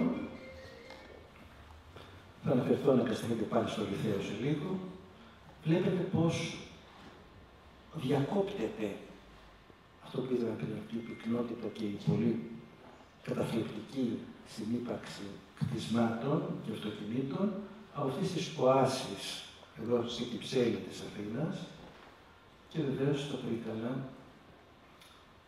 Ίσως δεν είναι καλύτερη φωτογραφία, αλλά δεν θα σας δείξω εγώ τα Τρίκαλα, αλλά θέλω να συνδέσω την περίπτωση του Λυθαίου με αυτό που προσπαθώ να χτίσω ως συλλογισμό, που βλέπετε πώς συνδέω άμεσα την αστική Αθήνα σχεδιασμένη το 1937 αρχικά και συνεχίζει όλες τις αλλαγές με το φυσικό περιβάλλον στο κέντρο των Τρικάλων και με το κλασικό τοπίο των αρχαίων Αθηνών, το οποίο επιβιώνει στα βυζιά της Ακροπόλεως, και κοιτάξτε εικόνες βουκολικές, σχεδόν μυθολογικές, στο κέντρο της Αθήνας που περνάνε χιλιάδες τουρίστες και τα λοιπά γύρω, αλλά αυτό υπάρχει. Είναι αυθύπαρκτο. Και δεν μπορείς να περάσεις, πρέπει να είσαι πάρα πολύ αφηρημένος με τις τελείως αλλού και να μην επηρεαστείς από αυτό. Ακόμα και αν δεν το καταγράψεις άμεσα. Στη Λιβαδιά πάλι, τα νερά της Κρίας, με αυτή την τεράστια μυθολογική διάσταση που έχουν και φυσικά είναι το θόρυβος του νερού που είναι τόσο ευεργετικός. Λοιπόν, στην Δυτική Ευρώπη υπάρχει μια έντονη τάση απόδοσης του δημοσίου χώρου στους κατοίκους. Αυτά είναι δύο-τρία παραδείγματα μικρά, αλλά σημαντικά, στην Ολλανδία, πως πλέον είναι σαφές ότι το αυτοκίνητο φεύγει από τα κέντρα των πόλεων. Είναι σαφές. Το ότι εμείς είμαστε η ουραγή των ουραγών δεν σημαίνει ότι το φαινόμενο δεν εξελίσσεται. Είναι πάρα πολύ ενδιαφέροντα αποτελέσματα διεθνώς. Αλλά η Αθήνα είναι στον πάτο εννοείται της κατηγορίας αυτής. Αλλά το θέμα των αυτοκινήτων, που σαφώς συνδέεται και με τις δημόσιες συγκοινωνίες και με τα ποδήλατα, στη Θεσσαλία έχετε μεγάλη παράδοση, είναι μια τάση διεθνής πάρα πολύ σημαντική και εδώ είναι μια εξέλιξη που ολοκληρώθηκε, έχει ξεκινήσει με 2-3 χρόνια, ολοκληρώθηκε τώρα το καλοκαίρι στο Παρίσι. Όλη την πλατεία εδώ στο Δημαρχείο την έκαναν πάρκο. Δηλαδή τι έκαναν, ξεσφράγισαν τις πλάκες. Κρατήστε αυτή τη λέξη, είναι πάρα πολύ σημαντική. Διότι είχα μια συζήτηση με μια καταπληκτικά ενδιαφέρουσα γυναίκα, την Ελισάβετ Σικιαρίδη, που είναι αρχιτέκτον ειδικευμένη στη βιωσιμότητα των πόλεων και κάνει project με διεθνείς φοιτητές στο Βερολίνο. Και ενδιαφέρεται πάρα πολύ για την Αθήνα, και μου λέει ότι αυτό που πρέπει να κάνει η Αθήνα και όλες οι πόλεις, φυσικά, αλλά με την Αθήνα που έχει τόσο πληθυσμό, να ξεσφραγίσει την άσφαλτο και το τσιμέντο. Δηλαδή, έχεις ένα χώρο, ξεσφραγίζει το μισό τραπέζι. Το κάνεις χώμα. Χώμα. Ή βάζεις ένα δέντρο, ένα θάμνο, να αναπνεύσει κοντροφόρος ορίζοντας. Το μείζον του κάνουν όλες οι πόλεις του κόσμου. Σπάσαμε λοιπόν το πλακόστρωτο στο Παρίσι και πάρα πολλά άλλα παραδείγματα διεθνώς. Εδώ δημόσιοι χώροι από διάφορες πόλεις του κόσμου, που αυτό μας φέρνει στο άλλο μεγάλο θέμα διεθνώς, που είναι η επαναφορά της φύσης στον αστικό ιστό. Όχι ως γαρνιτούρα, όπως το έχουμε εδώ. Φύση. Όπως έχετε στο ποτάμι εδώ. Αυτό. Φύση. Άγρια φύση. Εδώ υπάρχει και μια τάση να μην έχεις πολύ νοικοκυριεμένα σημεία πάρκου, να αφήνεις ως και τα αγριόχορτα. Υπάρχει και μια ακραία ομάδα σε αυτή τη φιλοσοφία. Αλλά θα επιστρέψω και θα ολοκληρώσουμε σιγά σιγά στο πώς όλο αυτό το μπορεί να είναι τεχνοκρατικό, οικονομικό, πολυσυλλογικό, πάντα καταλήγει στο τι σκέφτεται ο ένας ο άνθρωπος, ο καθένας από εμάς. Αν ο καθένας από εμάς δεν συγκινηθεί, δεν σταθεί να συγκινηθεί, δεν θα γίνει ποτέ τίποτα. Αυτό είναι, νομίζω, κάτι που είναι κομβικό. Να νιώσεις τη σύνδεση με αυτό που η πόλη αφηγείται εν αγνία σου και ερήμην σου. Γιατί οι πόλεις αφηγούνται. Μπορεί να έχει φύγει το όνομα, αλλά είναι ισχυρό σήμα ταυτότητας της ιστορίας των πόλεων. Πρόσφατο έβριμά μου στην Κυψέλη πάλι. Κοιτάξτε πόσους συνειρμούς μπορεί να προκαλέσει σε όλους τους Έλληνες αυτό το βαμμένο τζάμι και αυτή η μικρή επιχείρηση που φυσικά έχει σβήσει. Πολλά τα θέματα, κοιτάξτε, αυτό ακόμη ήταν κάτι το καταπληκτικό που δεν μπορούσα να φανταστώ ότι θα μπορούσα να το βρω στην Αθήνα. Σκεφτείτε λοιπόν πώς λειτουργούσαν οι κοινωνίες και πόσο αμέσως καταλαβαίνουμε τι σημαίνει γειτονιά, κοινωνική συνοχή και με όλα τα κακά της γειτονιάς. Δεν είναι και μόνο καλά η γειτονιά, έτσι, έχει και πολλά κακά. Και η συμβίωση είναι πάντα εύκολη. Η ιδιωτικότητα ήταν περιορισμένη. Δεν λέω ότι ήταν. Θέλω να πω, οι διαβαθμίσεις και οι προσεγγίσεις είναι ποικίλες σε όλα αυτά τα θέματα. Τα ίχνη λοιπόν της μικρής επιχειρηματικότητας. Ένα άλλο θέμα το οποίο δεν θα το θίξω γιατί δεν είναι εκτός θέματος, αλλά θέλω να το πω απλώς. Πώς έχουν αλλάξει οι πόλεις. Τώρα στα Τρίκαλα είδα ότι έχουν μείνει αρκετά παλιά μαγαζιά. Προφανώς πριν από 10-20 χρόνια θα ήταν τριπλάσια. Στην Αθήνα εμφανίζονται σιγά σιγά. Όλη αυτή η οικογενειακή μικροεπιχειρηματικότητα που έφτιαξε αυτόν τον οικονομικό κόσμο της Ελλάδας του 20ου αιώνα. Πια ήδη από τη δεκαετία του 80 με τις μεγάλες αλυσίδες και την αλλαγή του οικονομικού μοντέλου, και δεν εννοώ την αλλαγή του οικονομικού μοντέλου, σκεφτείτε ότι κάποτε οι γονείς, οι παλαιότεροι, ή πηγαίνουν στο δοσοτζή, ή άμα είχες λεφτά, έπαιρνες κάτι. Αν δεν είχες λεφτά, δεν το έπαιρνες. Από το 80 και μετά αρχίζει η πιστωτική κάρτα, που αλλάζει όλη τη σχέση με το χρήμα και αυτό αντανακλάται στην οικονομία των πόλεων. Στην μορφή και τη συνεκτικότητα της γειτονιάς. Κοιτάξτε τα ίχνη που μας συνδέουν με πράγματα τα οποία είναι εθνικά και σημαντικά και το πώς απλώς υπάρχουν παγωμένα χωρίς συμμετοχή στο τι ακριβώς συμβαίνει.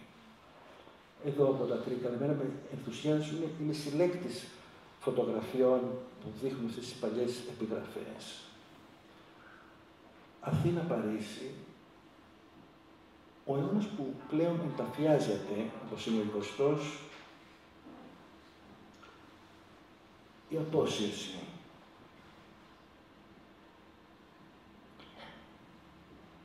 Και αυτά είναι σημάδια ενός πολιτισμικού ίχνους πολύ σημαντικού, που μας δίνει τη δυνατότητα να σκεφτούμε πάρα πολύ στο πώς οι άνθρωποι συνδέθηκαν με τον τόπο τους, όπως και εδώ τα ίχνη βλέπετε επάνω, είναι από ένα κτίριο στην Αθήνα που το έχτισε το 26, βλέπετε, ένας αρχιτέκτον που ήρθε από τη Σμύρνη, και κάτω στο Πέρα, στην Κωνσταντινούπολη, η ελληνική επιγραφή. Οι εμπορικές μνήμες των Τρικάλων τα ξέρετε, αλλά εγώ σας τα δείχνω με τη ματιά του τρίτου. Και αυτό είναι, νομίζω, ενδιαφέρον. Το πώς ένα μάτι το οποίο έρχεται να ψάξει το καινούριο για εκείνο, θα αλλιεύσει πράγματα τα οποία μπορεί να μην θεωρούνται αυτονόητα. Αντιστοίχως στην Αθήνα, επάνω αυτό που λέει Σιδερής, είναι εν λειτουργία μια οικογενική επιχείρηση 3 γενεών που επισκευάζει ρολόγια. Κύριε Ευρωβουλής. Και κάτω, μόλις και διακρίνεται η έβγα και το τι σήμαινε στις γειτονιές αυτό το σήμα. Αντιστοίχως, τα ίχνη του χρόνου και η σήμανση, η κλασική βρετανική κουλτούρα με τη σήμανση της ζωής των προσωπικότητων σε σχέση με τα κτίρια και βεβαίως η συμβολή των πολιτών.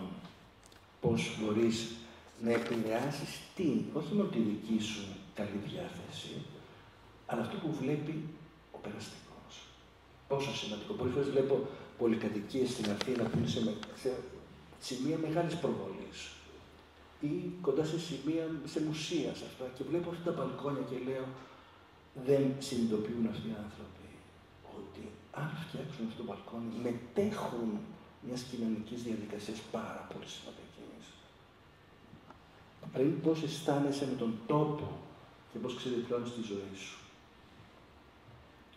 Το δέντρο, το ένα δέντρο, πόσο μπορεί να επηρεάσει όλη αυτή τη σχέση με τον τόπο, βλέπετε τους καταράκτες των ανθέων, πώς μπορούν να μεταβάλουν αμέσως την αστική εμπειρία και την ψυχική διάθεση. Τα μυστηριώδη περάσματα στις πόλεις, πόσο σημαντικά είναι αυτά τα ανοίγματα και πόσο αντιλαμβάνεσαι το ίχνος των περασμένων ζωών σε μια πόλη. Και θα κλείσω σιγά σιγά με κάτι που μου αρέσει πολύ, που αφορά την επαναλαμβανόμενη τελετουργία του να γνατεύεις μια πόλη ως μονάδα εσύ. Ως μονάδα εσύ. Και κάθε μέρα στην Ακρόπολη π.χ. χιλιάδες άνθρωποι θα νιώσουν αυτή την έκσταση. Μόνοι, ας είναι και με την παρέα τους. Θα κάτσουν να συλλογιστούν τον εαυτό τους απέναντι από το χυλό, τον οικιστικό, αλλά θα δουν τον εαυτό τους σαν μια μονάδα της ιστορίας. Σαν ένα υποκείμενο της ιστορίας. Θα νιώσουν την υπαρξιακή τους διαστολή με έναν τρόπο αναπόδραστο. Το πώς μπορείς να σταθείς λοιπόν απέναντι στην πόλη σου, κάτι που είναι τη σύγχρονη εποχή κάθε μέρα μια επανάληψη, και κοιτάξτε πώς αυτή η καταπληκτική φωτογραφία είναι από τον Λυκαβητό, η Αθήνα η κεραμοσκεπής του 1906. Και πώς αυτή η συντροφιά επαναλαμβάνει ακριβώς αυτή την ψυχική τελετουργία της απόσπασης και της ενατένισης. Εγώ θέλω να κλείσω λοιπόν ανακεφαλαιώνοντας ότι οι μεγάλες προκλήσεις διεθνώς, η διεθνή συζήτηση για την ποιότητα της πόλης είναι αυτές οι τρεις κατηγορίες. η επαναφορά της φύσης στην πόλη, η δυνατότητα να περπατάς στις πόλεις και η δυνατότητα να καταλαβαίνεις την ταυτότητα του τόπου. Αυτά είναι τόσο σημαντικά. Βλέπετε πως ποικίλες σχεδιαστικές προτάσεις μπορούν να οδηγήσουν σε μια πόλη που να έχει κατοίκους συνειδητούς. Κλείνω, η τελευταία φωτογραφία είναι αυτή. Εγώ στα Τρίκαλα χρωστάω πολλά, παρότι δεν έχω τα βιώματα μου εδώ, διότι με έκανε να σκεφτώ πάρα πολύ στο πώς μια πόλη μπορεί να αλλάξει. Και το ότι στέλνει τα Τρίκαλα εδώ και 15 χρόνια, 20, δεν ξέρω πόσα, διαφορετικό σήμα πανελλαδικά, δείχνει ότι μπορούμε να κάνουμε πάρα πολλά πράγματα. Τα Τρίκαλα είναι μια θαυμάσια πόλη. Και θεωρώ ότι με τη δυναμική που βλέπω, ότι έχει ήδη γίνει ένα αστικό παράδειγμα προς μίμηση. Αλλά και το οποίο θεωρώ ακόμα πιο σημαντικό. Είναι πρώτον αυτό που είπα στην αρχή, ότι δημιουργείται μια υψηλή προσδοκία που πρέπει να ανταποκριθείς. Και δεύτερον, ότι τίποτα δεν είναι σταθερό. Θέλει δουλειά κάθε μέρα. Αυτά. Σας ευχαριστώ θερμά.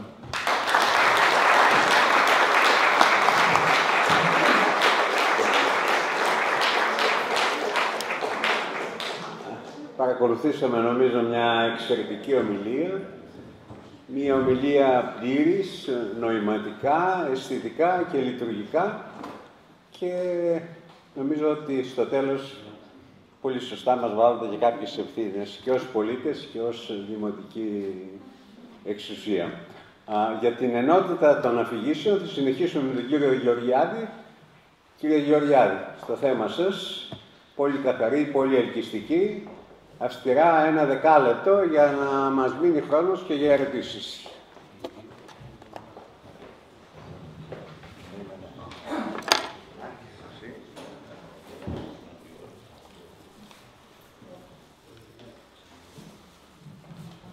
Καλησπέρα προς τα κοινά μας. Ευχαριστούμε για την παρουσία σας. Είναι τιμή μας να είστε εδώ. Εκτιμώ ότι είναι δύσκολο για μένα να σας διαδεχτώ σαν ομιλητής. Θα ζητήσω λοιπόν την επίοικια του ακροατηρίου και θα σας προετοιμάσω ότι αυτά που θα σας δείξω θα σας προκάρουν λίγο και ίσως σας αναγκάσουν να προβληματιστείτε. Αυτό που βλέπετε είναι αυτό που βλέπω εγώ κάθε πρωί όταν ξυπνάω. Ναι.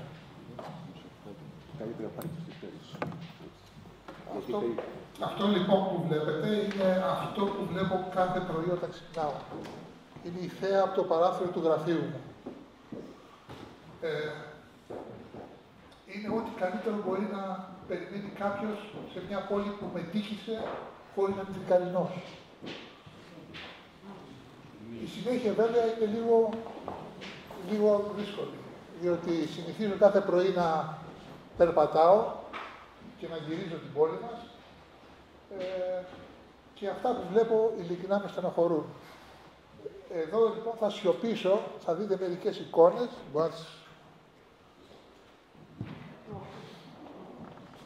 αυτά βλέπω κάθε πρωί που περπατάω. Αυτά εδώ.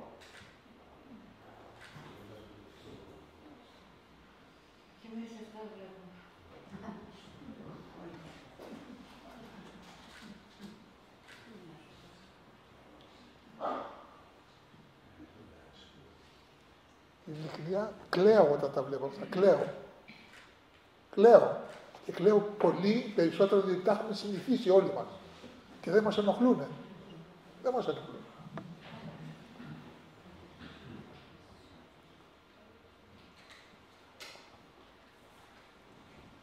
Αυτά είναι 100 μέτρα από το Αετών Μέλαθρον, αυτά που βλέπετε τώρα. 100 μέτρα. Κάποιος κύριος έβαλε την καρέκλα του μέσα στον κάδο. Την καρέκλα. Κάποιος άφησε τις καρέκλες του δίπλα στα σκουπίδια. Κάποιος πέταξε το στρώμα. Κάποιος βανδάλισε το κουτί του ΟΤΕ. Κάποιος δεν έκανε τον κόπο να σπάσει αυτές τις κούτες. Στη γέφυρα του Καλατράβα είναι αυτές οι σκηνές. Και λίγο παρακάτω είναι ένα θαυμάσιος περίπατος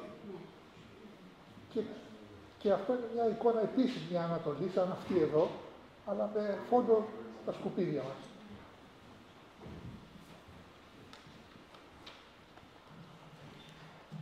Αυτό ήταν το πρώτο μέρος της ομιλίας μου. Θα σας πω τώρα, θα διαβάσω, αυστηρά θα διαβάσω, διότι ο πρόεδρος μας μου έχει βάλει αυστηρό κανόνα να είμαι σύντομος. Οπότε για να μην ξεφύγω θα τα διαβάσω. Λοιπόν, αγαπητοί φίλοι και φίλες, αγαπητά μέλη, όσα μέλη υπάρχουν εδώ, της Τρικαλινής Λέσχης. Σήμερα θα ήθελα να εστιάσουμε σε μια πτυχή του πολιτισμού της καθημερινότητας, την καθαριότητα της πόλης, που συχνά θεωρείται αυτονόητη, αλλά στην πράξη απαιτεί συντονισμένες προσπάθειες, τεχνογνωσία και κυρίως συμμετοχή. Η καθαριότητα δεν είναι μόνο μια τεχνική διαδικασία αποκομιδής απορριμμάτων, είναι δείχτης πολιτισμού. Είναι αντανάκληση του σεβασμού προς το δημόσιο χώρο. Το δημόσιο χώρο. Και κατ' επέκταση προς τον συνάνθρωπό μας, αλλά και της απέτησης για σεβασμό που έχουμε από τον συνάνθρωπό μας. Η καθαρή πόλη είναι μια λειτουργική και μια αξιοπρεπής πόλη. Ένα περιβάλλον όπου η καθημερινότητα αποκτά ποιότητα. Στην προσπάθεια αυτή δεν αρκεί απλώς να μαζεύουμε τα σκουπίδια. Χρειάζεται οργάνωση, χρειάζεται εξυγχρονισμός και ενεργή συμμετοχή. Να συμμετέχουμε δηλαδή. Θα σημειώσω 3 πραγματάκια που μπορεί να, αν τα αγκαλιάσουμε και τα προσπαθήσουμε, να βελτιώσουμε ορισμένα πράγματα. Πλύσιμο και επισκευή κάδων. Δεν ξέρω αν έχετε δει πώς είναι η κάδη μας. Η κάδη λοιπόν των απορριμμάτων είναι η πιο ορατή και συχνά η πιο παραμελημένη εικόνα της δημοτικής καθαριότητας. Όταν είναι σπασμένοι, βανδαλισμένοι, γεμάτοι ή βρώμικοι, εκπέμπουν ένα μήνυμα, θα έλεγα, εγκατάλειψης. Και αυτό το μήνυμα μεταφέρεται στο δημόσιο χώρο. Η καθιέρωση προγραμματισμένων πλύσεων των κάδων με αυτοκινούμενα πλυστικά συστήματα συμβάλλει όχι μόνο στην αισθητική και υγειονομική εικόνα, αλλά και στη μακροχρόνια συντήρησή τους. Παράλληλα, είναι απαραίτητη η επισκευή ή αντικατάσταση κάδων που έχουν βανδαλιστεί, ένα φαινόμενο που δυστυχώς το βλέπουμε πάρα πολύ στην πόλη μας. Η εικόνα του κάδου, με έναν τρόπο, είναι ένας καθρέφτης της κοινωνικής συνείδησης.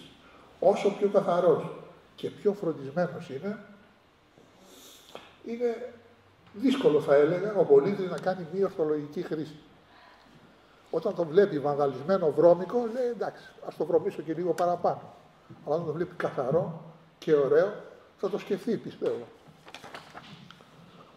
Αποκομιδή κλαδεμάτων και αδρανών υλικών. Όταν τα κλαδέματα και τα αδρανή υλικά δεν είναι ορατά κάθε μέρα, αλλά όταν δεν διαχειριστούν σωστά, μετατρέπουν ολόκληρες γειτονιές σε υπαίθριες χωματερές. Όπως είδατε και στις φωτογραφίες που προηγήθηκαν. Η λύση δεν βρίσκεται στην προσωρινή απομάκρυνση, αλλά στην άμεση επιτόπου επεξεργασία, για παράδειγμα την απόκτηση και χρήση μηχανημάτων για τον θρηματισμό των κλαδιών, που μετατρέπει τα κλαδιά σε χοντρό πριμίδι, μειώνοντας τον όγκο και το κόστος μεταφοράς. Παράλληλα, η δημιουργία συγκεκριμένων δρομολογίων για την αποκομιδή αδρανών υλικών, σε συνεννόηση με πολίτες και τεχνικά συνεργεία και τη Δημοτική Αρχή, διασφαλίζει ότι τα πεζοδρόμια και οι κάδοι δεν θα καταλήξουν να γίνονται αποθήκης μπάζου. Γιατί αυτό καταλήγουν οι κάδοι, δεν ξέρω αν δεν έχετε δει, δίπλα μπορεί να δείτε μια λεκάνη τουαλέτας, ένα μπάνιο, καρέκλες, τραπέζια, οτιδήποτε φανταστείτε. Η οδηγία απορριμματοφόρων ως επιθεωρητής καθαριότητας. Ένα απλό πράγμα. Ένα εξαιρετικά καινοτόμο μέτρο θα ήταν η αξιοποίηση των οδηγών της καθαριότητας. Και αυτοί κάθονται σε ένα τιμόνι, γυρίζουν όλη την πόλη μας, γυρίζουν όλους τους δρόμους και μπορούν να παρατηρούν τα κακό κείμενα και να τα αναφέρουν μέσω ενός τάμπλετ που θα έχουν δίπλα τους και ένα checklist το οποίο θα το τσεκάρουν ότι αυτά και αυτά και αυτά συμβαίνουν στην οδό Κλειδονοπούλου, παραδείγματος χάρη. Και κάποιο κέντρο θα αναλαμβάνει να επεξεργάζεται αυτά τα checklist και να δίνει εντολές κατάλληλες στις διάφορες υπηρεσίες. Έτσι θα περάσουμε, λέω εδώ, από το μοντέλο της καθυστερημένης διαπίστωσης στο μοντέλο της άμεσης παρέμβασης. Αυτό το σύστημα ενδυναμώνει επιπλέον τους εργαζόμενους, τους δίνει ρόλο ουσίας και όχι απλής εκτέλεσης. Έτσι, ο εργαζόμενος δεν είναι απλά ένας οδηγός, είναι κάτι παραπάνω από οδηγός και βελτιώνει την απόκριση του Δήμου σε καθημερινά προβλήματα. Το τρίτο σημείο που θέλω να αναφέρω είναι τα πράσινα σημεία. Μία από τις μεγαλύτερες πληγές της αστικής καθαριότητας είναι τα ογκώδη αντικείμενα, στρώματα, έπιπλα, ηλεκτρικές συσκευές που εγκαταλείπονται ανεξέλεκτα δίπλα στους κάδους. Η λύση είναι η δημιουργία και η ενίσχυση των λεγόμενων πράσινων σημείων, ειδικών χώρων συγκέντρωσης, όπου κατά κατηγορίες μπορεί κάποιος πολίτης να αποθέσει αυτά τα αντικείμενα. Συμπεράσματα. Καθαριότητα και πολιτισμός πάνε μαζί. Ο εξυγχρονισμός των υποδομών και διαδικασιών, η ενδυνάμωση των εργαζομένων, η ευαισθητοποίηση και εκπαίδευση των πολιτών. Η καθαρή πόλη είναι αποτέλεσμα συνεργασίας, δεν είναι μόνο ευθύνη του Δήμου, είναι υπόθεση όλων μας. Και τελικά ο πολιτισμός της καθημερινότητας δεν χτίζεται με μεγάλα λόγια, αλλά με μικρές και σταθερές πράξεις. Όταν δεν πετάμε το σκουπίδι έξω από τον κάδο, όταν κρατάμε καθαρά τον χώρο γύρω από την πολυκατοικία μας ή γύρω από τους κάδους μας, όταν αναφέρουμε έγκαιρα ένα πρόβλημα και όταν φροντίζουμε όλοι μαζί την κοινή αυλή μας, δηλαδή την πόλη μας. Τώρα μπορούμε να δείξουμε πώς είναι τα πράγματα τώρα και πώς θέλουμε να είναι. Πώς ήταν και πώς θέλουμε να είναι. Πώς ήταν και πώς θέλουμε να είναι. Κοιτάτε αυτή την εικόνα και κοιτάτε αυτή την εικόνα. Κοιτάτε αυτή την εικόνα και αυτή την εικόνα. Εντάξει, εδώ έχουμε χρησιμοποιήσει την τεχνητή νοημοσύνη, η οποία δεν μας βοήθησε πάρα πολύ σε ορισμένα πράγματα, αλλά όμως καταλαβαίνει τι θέλουμε να δείξουμε.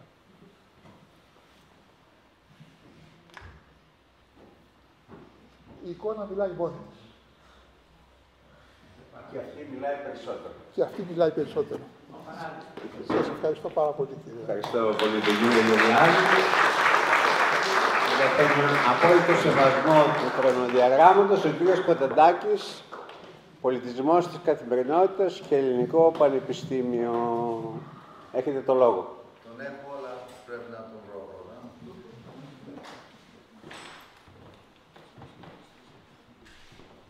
Λοιπόν, ευχαριστώ πολύ. Είναι πραγματικά, είμαι σε πολύ δύσκολη θέση μετά από μία παρουσίαση τέτοια να προσπαθήσω να πω κάτι το οποίο ενδεχομένως να συνδέεται πάρα πολύ με αυτά που ακούσαμε προηγουμένως του κ. Βατόπουλο και του κ. Γεωργιάδη. Ο πολιτισμός της καθημερινότητας και το ελληνικό πανεπιστήμιο έχουν πάρει διαζύγιο εδώ και δεκαετίες. Τα παραδείγματα πολλά και λυπηρά. Δεν θα πω σε διαδικασία ανάλυσης του φαινομένου. Όμως, η ζωή συνεχίζεται. Υπάρχουν έρευνες, υπάρχουν μελέτες, υπάρχουν νέα βραβεία Νόμπελ, υπάρχουν νέες τεχνολογίες, υπάρχουν και αξιολογήσεις, τις οποίες εμείς δεν τις συζητάμε. Σε μία τελευταία αξιολόγηση που έγινε πριν από 2-3 εβδομάδες δημοσιεύτηκε, εδώ κάποιοι από το τοπικό μας ίδρυμα βρέθηκαν στην επιστημονική παρέα με αυτά τα μεγαθύρια της επιστήμης. Και άμα διαβάσετε λίγο πιο προσεκτικά, θα δείτε ότι οι διακριθέντες, αυτοί που αποτελούν το 21% του καθηγητικού προσωπικού του τμήματος, ποσοστό που κανένα άλλο από τα 420 πανεπιστημιακά τμήματα της χώρας δεν πέτυχε. Και το ερώτημα είναι, πώς είναι δυνατόν ένα επαρχιακό τμήμα, που δεν το ξέρουμε οι περισσότεροι, να έχει αυτές τις επιδόσεις και αποδόσεις. Και επαρχιακό με την έννοια που του δίνουμε εμείς, επαρχιακό ίσον υποδιέστερο. Διότι δεν θα τολμούσαμε ποτέ να πούμε επαρχιακό πανεπιστήμιο την Οξφόρδη επειδή δεν είναι στο Λονδίνο. Εδώ όμως λέμε ότι το Πανεπιστήμιο Θεσσαλίας είναι επαρχιακό πανεπιστήμιο. Έρχεται όμως η διεθνή αξιολόγηση και λέει, εδώ έχουμε κάτι άλλο. Επειδή έτυχε να ήμουνα πρόεδρος, κοσμήτωρος κτλ. Τότε που μετακινούνταν, που γινόταν μετακίνηση από την αφάνεια του επαρχιακού, όπως την εννοούμε εμείς, έννοια εδώ του τοπικού τμήματος, στην κορυφή αυτή, ήταν ενδιαφέρον ότι κανένας δεν με ρώτησε, ρε παιδιά, ρε φίλε, τι έκανες, τι έγινε εκεί πέρα, τι έγινε, με ποια υπογραφή και με ποιο νόμο. Εδώ βγάλαμε κυβέρνηση για αυτή την υπογραφή και για αυτό το νόμο, ένα νόμο, λέει, ποιος ήταν αυτός ο νόμος. Ο νόμος δεν υπήρχε όμως αυτό. Και έγιναν αυτά τα οποία προείπε, λες και ήμασταν συνονοημένοι ο κύριος Βατόπουλος. Ξεκινήσαμε από εκεί, τις τουαλέτες. Ξέρουμε ότι όταν θέλουμε να κάνουμε την ανάγκη μας, τα αντανακλαστικά, τα λέει η φυσιολογία αυτά, πέφτουνε 50-60% πέφτουμε. Είμαστε ευάλωτοι. Τι πρέπει να κάνουμε εμείς? Πρέπει να ενισχύσουμε αυτό το πράγμα. Πώς? Με την καθαριότητα. Και αρχίσαμε λοιπόν την καθαριότητα. Και έβλεπαν τον κοσμήτωρα να καθαρίζει τις τουαλέτες στους φοιτητές. Στην αρχή λέγανε τι γίνεται εδώ πέρα, κάτι δεν πάει καλά. Μετά σιγά σιγά τελείωσε, έγιναν μοντέλο και θα δείτε. Στη συνέχεια φύγανε αυτά. Μειώθηκε το σκουπίδι που κυκλοφορούσε κατά 80%. Το φραπεδοκύπελο είναι το νούμερο 1 σκουπίδι που αυτή τη στιγμή συναντούμε παντού. Συμφωνείς, κύριε Δήμαρχε? Ξεκινάμε από αυτά. Στη συνέχεια πήραμε τους γονείς. Καλέσαμε τους γονείς. Ελάτε να σας γνωρίσουμε εδώ, να μας δείτε, να δείτε τα εργαστήρια κτλ. Αυτή από την αγωνία τώρα, πώς θα το παιδί μου, η πρωτοετής, πώς το παιδί μου θα ζήσει σε αυτή την επαρχιακή πόλη που λέγεται Τρίκαλα, άναβαν τσιγάρα. Και το πετούσαν κάτω. Βουτούσαν λοιπόν έναν από αυτούς, η μία συνήθως ήταν θηλυκού γένους, συνήθως, όχι πάντα. Έλεγα, κυρία μου, αυτό είναι δικό σου τσιγάρο, πάρτε το, πετάξτε το εδώ και εσείς θα βγείτε έξω από το οικόπεδο. Το κομμάτι. Ποιος είναι αυτός το ρελό που θα μας πει να βγούμε έξω από το πανεπιστήμιο. Βγήκαν. Πήγαιναν το μεσημέρι, το βράδυ στο σπίτι, έβλεπαν τους φοιτητές, τα παιδιά τους, λέει προσέξτε, είναι ένας τρελός εκεί. Και θα κάνετε αυτά που σας λέει. Και την ίδια μέρα το βράδυ ή την επόμενη μέρα εξαφανίστηκαν τα τραπεζάκια τα κομματικά. Εξαφανίστηκαν. Πήγαν στα 600 μέτρα. Με ένα σημείωμα, όποιος θέλει να πάρει το υλικό, ας περάσει από το τάδε γραφείο να το πάρει. Δεν ήρθε κανένας. Και έλειξε. Τελείωσε. Στη συνέχεια δώσαμε ποδήλατα. Δώσαμε ποδήλατα, ο κάθε φοιτητής πρωτοετής που ερχότανε και έκανε την εγγραφή, και αυτό είναι το 1912, στην καρδιά της κρίσης. Ναι, 1912. Στην καρδιά της κρίσης, εμείς θέλαμε ποδήλατα. Το έπαιρνε ο φοιτητής, δεν ήξερε και τι να το κάνει. Πολλοί το πωλούσαν για 50 ευρώ, 60 ευρώ, για να πάνε στο μπαράκι.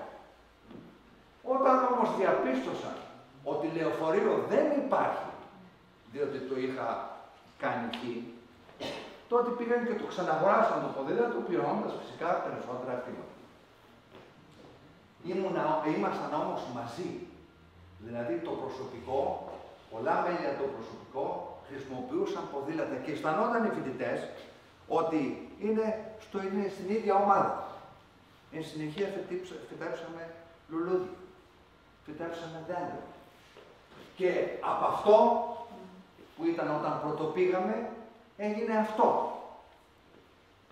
Κανένα άλλο, ίσως να ξέρετε, μετά από 20 χρόνια, 30 χρόνια λειτουργίας, δεν ήταν καλύτερο από τότε που παραδόθηκε. Έτσι παραδόθηκε, έτσι είναι σήμερα. Και τα αποτελέσματα αυτής της διαδικασίας. Κοιτάξτε τις τουαλέτες στο τμήμα αυτό και ενός τμήματος που θεωρείται το πιο σπουδαίο και το πιο μεγάλο και στο οποίο για να πας θα είναι 20.000 μόρια. Πώς είναι? Κοιτάξτε πώς είναι η είσοδος στο αμφιθέατρο. Κοιτάξτε πώς είναι η είσοδος στο αμφιθέατρο στο ΕΚΠΑ, στην ιατρική, με τις 20.000 μόρια. Κοιτάξτε πώς είναι μέσα στο αμφιθέατρο, μέσα αυτά οι τείχοι γραμμένοι κτλ. Υπάρχουν και μερικοί φοιτητές βέβαια. Και κοιτάξτε πώς είναι ο χώρος, εδώ, πιθανόν δεν ξέρετε ότι υπάρχει, αλλά είναι αυτός. Δεν υπάρχουν στους τοίχους, δεν υπάρχουν αφίσες, δεν υπάρχουν σκουπίδια, δεν υπάρχουν γόπες. Και εδώ θα δείτε τώρα αμέσως και το αμφιθέατρο που είναι αυτό. Και συγκρίνεται αυτό με αυτό που είδατε προηγουμένως. Συνεπώς, τα αποτελέσματα είναι τυχαία.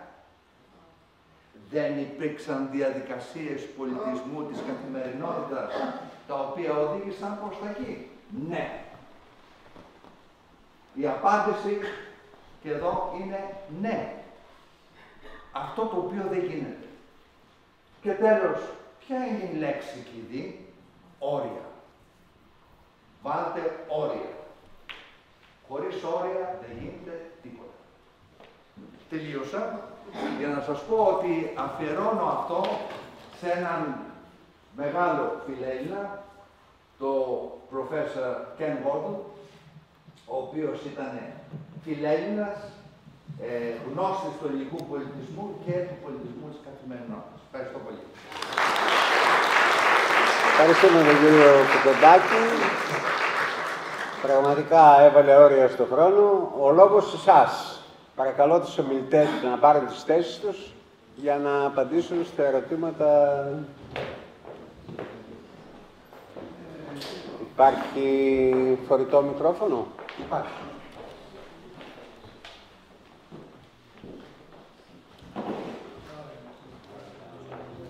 Ποιος θέλει? Η κυρία Βαρδούδη.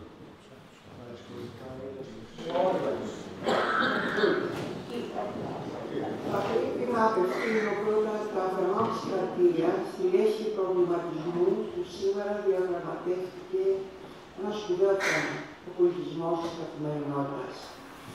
Κάτι που μας απασχολεί όλους και δεν νομίζω ότι υπάρχει άνθρωπος που σε καθημερινή βάση, περπατώντας στους δρόμους της πόλης, να μην το έχει σκεφτεί. Θερμά συγχαρητήρια λοιπόν σε όλους τους ομιλητές, στον κύριο Βατόπουλο, τον ιστορικό κύριο Βατόπουλο, τον οποίο όχι μόνο εγώ, αλλά πάρα πολύ παρακολουθούν από χρόνια για τη συμβολή του σε αυτό το μεγάλο θέμα, στο αστικό τοπίο, στην καθημερινότητα, στην ποιότητα της ζωής μας μέσα στις πόλεις. Θα ήθελα να απευθύνω μια ερώτηση. Πρώτα να κάνω μια επισήμανση ότι το μεγαλύτερο μέρος της ομιλίας του κ. Βατόπουλου ήταν ερωτηματικές προτάσεις, ερωτήσεις και πραγματικά πώς θα μπορούσε αλλιώς να είναι. Βέβαια σε αυτό που θέλω να πω. Θα ήθελα να μας ρωτήσετε, γιατί δεν το ακούσαμε, ο ρόλος της πολιτείας, η συμβολή της πολιτείας, η κατεύθυνση που δίνει η πολιτεία για να γίνουν οι πόλεις βιώσιμες, καθαρές, αποδεκτές. Βεβαίως, εμείς ότι πολύ καλά κάναμε την ατομική μας ευθύνη που υπάρχει και κανείς δεν μπορεί να πει όχι. Αλλά η πολιτεία διαχρονικά τι κάνει? της κατοικίας που επεξεργάστηκε, γιατί το ειδικό σπίτι υπάρχει, το βλέπουμε, το συναντούμε, έστω και σε μικρό ποσοστό. Ποιο είναι το μοντέλο, τέλος πάντων, που αυτή η πολιτεία, η ελληνική πολιτεία, έδωσε ως κατεύθυνση. Σας ευχαριστώ. Ναι, πολύ. Ευχαριστώ. Μεγάλο θέμα. Κοιτάξτε, η ελληνική πολιτεία δεν την ανέφερα πολύ γιατί είναι ακούσα. Μάλλον υπάρχουν πολιτικές φυσικά για την κατοικία και για άλλα θέματα τα οποία δεν εφαρμόζονται. Θεωρώ ότι δόθηκε στην Ελλάδα διαχρονικά ένας τεράστιος χώρος στο ατομικό ένστικτο του Έλληνα. Αλλά σαφέστατα υπήρξαν πολιτικές όπως με την επιλογή της πολυκατοικίας, η οποία είναι ένα φαινόμενο παλαιότατο. Δεν είναι μόνο του 1956, όπως γνωρίζουμε, ήταν μια επιλογή μαζικής στροφής της κατοικίας στην οριζόντια δόμηση με το συγκεκριμένο τρόπο. Αυτό ξεκίνησε το δεκαετία του 20. Ναι. Δηλαδή ξεκίνησε το δεκαετία του 20, εντάχθηκε λόγω του 22, είχε προϋπάρξει ότι υπήρχε η δυνατότητα και η επιθυμία και η σαφής ανάγκη γι' αυτό, αλλά ο τρόπος που έγινε με τον μαζικό χαρακτήρα ήταν σαφέστα μια εθνική πολιτική. Επιλογή, επιλογή, η οποία ήταν καταστροφική, διότι υπερπολαπλασιάστηκε και γενικεύτηκε, μαζικοποιήθηκε, τυποποιήθηκε και δημιούργησε αυτή την ομοιογένεια την ισοπεδωτική. Αυτό θεωρώ ότι υπάρχει μια τεράστια ευθύνη της πολιτικής. Τώρα, αυτό είναι μια ανάγνωση του παρελθόντος. Το τι γίνεται σήμερα δεν βλέπουμε να γίνονται πράγματα δυστυχώς. Και δεν ξέρω αν το είπα, για μένα το θέμα μας είναι πώς θέλουμε να ζούμε το 2050. Τώρα πρέπει να το ξεδιπλώσουμε αυτό.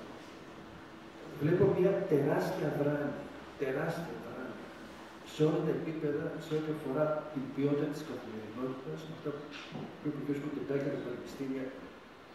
Εγώ αυτή την περίπτωση δεν την ήξερα και ενθουσιάστηκα.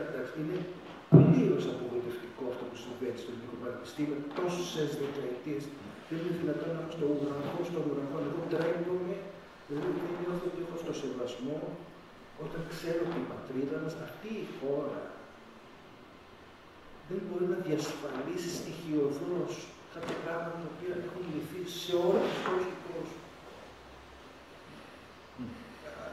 Από τις ερώτησές σας, δυστυχώς, έχω να απαντήσω ότι υπάρχει ένα τεράστιο κενό και όποιες πολιτικές σωστές έχουν γίνει δεν μπορούν να ευδοκιμήσουν γιατί υπάρχουν μικροσυμφέροντα ή αδράνεια εφαρμογής. Δυστυχώς είναι προοδευτική απάντηση.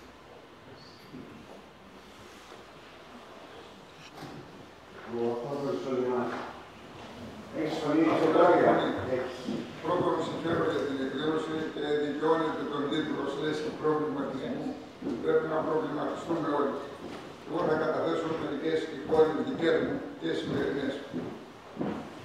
Είχα διαβάσει στην Καθημερινή πριν από λίγο καιρό, δεν θυμάμαι αν ήταν δικό σας το άρθρο ή κάποιο άλλο, από μια επίσκεψη στην Κοριτσά και στον Κόραμα. Έτυχε τον Ιούνιο να διοργανώσει μια εκδρομή εκεί και ειλικρινά τραβήκαμε για τα δικά μας τα χάρη. Η Αλβανία μας έχει περάσει τουλάχιστον κατά 50 χρόνια. Η Κοριτσά είναι πεντακάθαρη, πουθενά συνθήματα στους τοίχους, μεγάλα πάρκα, αστυνομικοί πανταχού παρόντες, παντού. Οι οδηγοί σταματούσαν μόλις βλέπαν πεζούς στο πεζοδρόμιο. Χρειάζεται να πούμε μέσα, σταματούσε κόκαλο. Και αυτά δεν κάνουμε και εμείς εδώ τώρα, Λοιπόν, και κυρίως κάνουμε στα χώρα της χώρας παραλία καταφυλευμένη με 30 φυλές. Ο κ. Λουατόπουλος μας παρουσίασε την ιδεατή εικόνα των δικάλων που έχει περάσει προς τα έξω. Εμείς οι επικαλείς φυσικά όταν τα πούμε γελάμε. Και ο κ. Γεωργιάδης μας παρουσίασε την πραγματική εικόνα. Λίγα από όσα τέτοια υπάρχουν στην πόλη. Σήμερα πήγα στο χωριό μου στο Πλάτανο για να φωτογραφίσω κάποια μνημεία γιατί θα κάνω μια παρουσίαση στο συνέδριο το δικό μας. Και πήγα να φωτογραφίσω τις παλιές κρίνες. Ο Πλάτανος έχει πάρα πολλά νερά, είχε βρύσες με κρίνες, με κορμούς μεγάλους,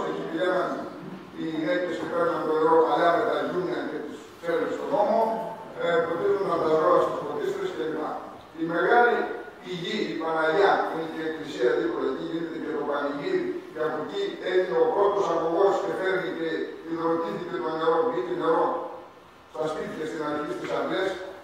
Η δεξαμενή, η Ποτίστρα και ο Κρουνός σε απόσταση 30 μέτρων είναι σκεπασμένος με μάτια.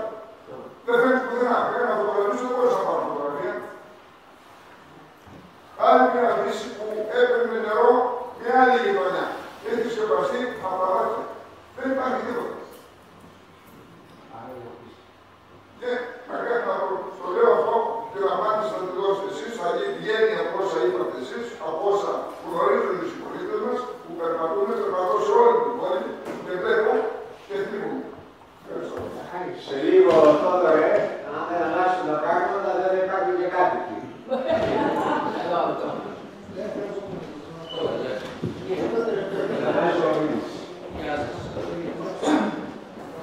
Έχω πολλά χρόνια να πω οπότε γνωρίζουμε πάρα πολύ καλά το θέμα πόλης, ποιότητας ζωής, ανθρώπινες σχέσεις, οικονομία. Θα ξύξετε κάποια πράγματα, ξεκινώντας από το φαντασιακό για την Αθήνα, ότι η πόλη μας πρέπει είναι, που σας λέω ότι ένα από τα στοιχεία που λέει προς χάρη και το θέμα του κλείνει, βλέπετε, θεωρώ ότι κάποια στοιχεία που έχουν περάσει γενιές και δημιουργούνται μνήμες και διαδοχή των γενιών δεν καταστρέφονται. Και καλά αυτό δεν γίνονται τώρα που εμείς εκεί την εποχή, παραδείγματος χάρη τότε, περισσότερο το ξέρουν εδώ πιθανόν, όταν τα κατερίνια αυτό, την παλιά την πόλη, τα κάνανε τσιμέντο ο Δήμαρχος τότε Μάτης και καλά έκανε, ομόφωνα το δημοτικό σχολείο, γιατί τότε είχαν πρόβλημα οι μανάδες που πηγαίνανε με τα πούνια, που πηγαίνανε τότε λειτουργούσε η κοινωνία από γιορτή σε γιορτή, τους φάγανε τα πούνια. Ήταν ένα βασικό. Αλλά όταν έρχεσαι και ψηλώνεις μνήμες εποχών και ψηλώσαν την Ιδρυτική Πλατεία για να φτιάξουν μια σύγχρονη μνήμη, άρα καταλαβαίνετε ότι η ιστορία τώρα που πάει μαζί με την τεχνική νοημοσύνη, πια που όλοι ασχολούνται με την τεχνική νοημοσύνη και δεν μελετάει κανένα και δεν διαβάζει κανένα και δεν παρακολουθεί και το διπλανό του, πάμε να οδηγηθούμε σε μια ιστορία που δεν αφήνουμε κανέναν από την που παρά το πέρασμα για έναν χρόνο που το σπρώχνουμε για να πεθάνουμε. Γιατί έχουμε ξεχάσει ένα βασικό πράγμα, ότι ο χρόνος είναι αυτό που έχουμε κοινό. Και αυτό το χρόνο το σπρώχνουμε, το τελειώνουμε. Και σε αντίθεση με τις γενιές αυτές που έχουν δημιουργήσει αυτά τα σπίτια τα παλιά, τότε ήταν ο οίκος, φτιάχναν τον οίκο. Οίκο που θα είναι η οικογένεια, η συνέχεια, θα δείχναν την ταυτότητα στην πόλη. Αυτή τη στιγμή έχουν χαθεί η ταυτότητα. Αυτή τη στιγμή φτιάχνουμε διαμερίσματα ως αποθήκες ψυχών για να τελειώσουμε μια ζωή η οποία θα φύγει. Και ταυτόχρονα καταργούμε το δημόσιο χώρο ως λειτουργία, χαρακτηριστική περίπτωση η πλατεία, αλλά ταυτόχρονα δεν ήθελα να βάλετε στον προβληματισμό και να ασχοληθείτε κατά τη γνώμη μου, με τον κύριο Λάδο, το έχουμε αναδείξει πάρα πολύ για τις επαρχίες. Το κοινό φαινόμενο μιλάμε για μια καινούργια μορφή πόλεων με τον Καλλικράτη. Η ύπαρξη των χωριών γύρω-γύρω, όπως τα λέω, έχει γύρω μάτια κτλ. Έπρεπε να έχουμε δημιουργήσει, εμείς έχουμε κάνει μια πολύ ωραία προσέγγιση τότε. Να ενώσουμε το χωριό με την πόλη και να ανταλλάξουμε κουλτούρες, γεύσεις, ιστορίες κλπ.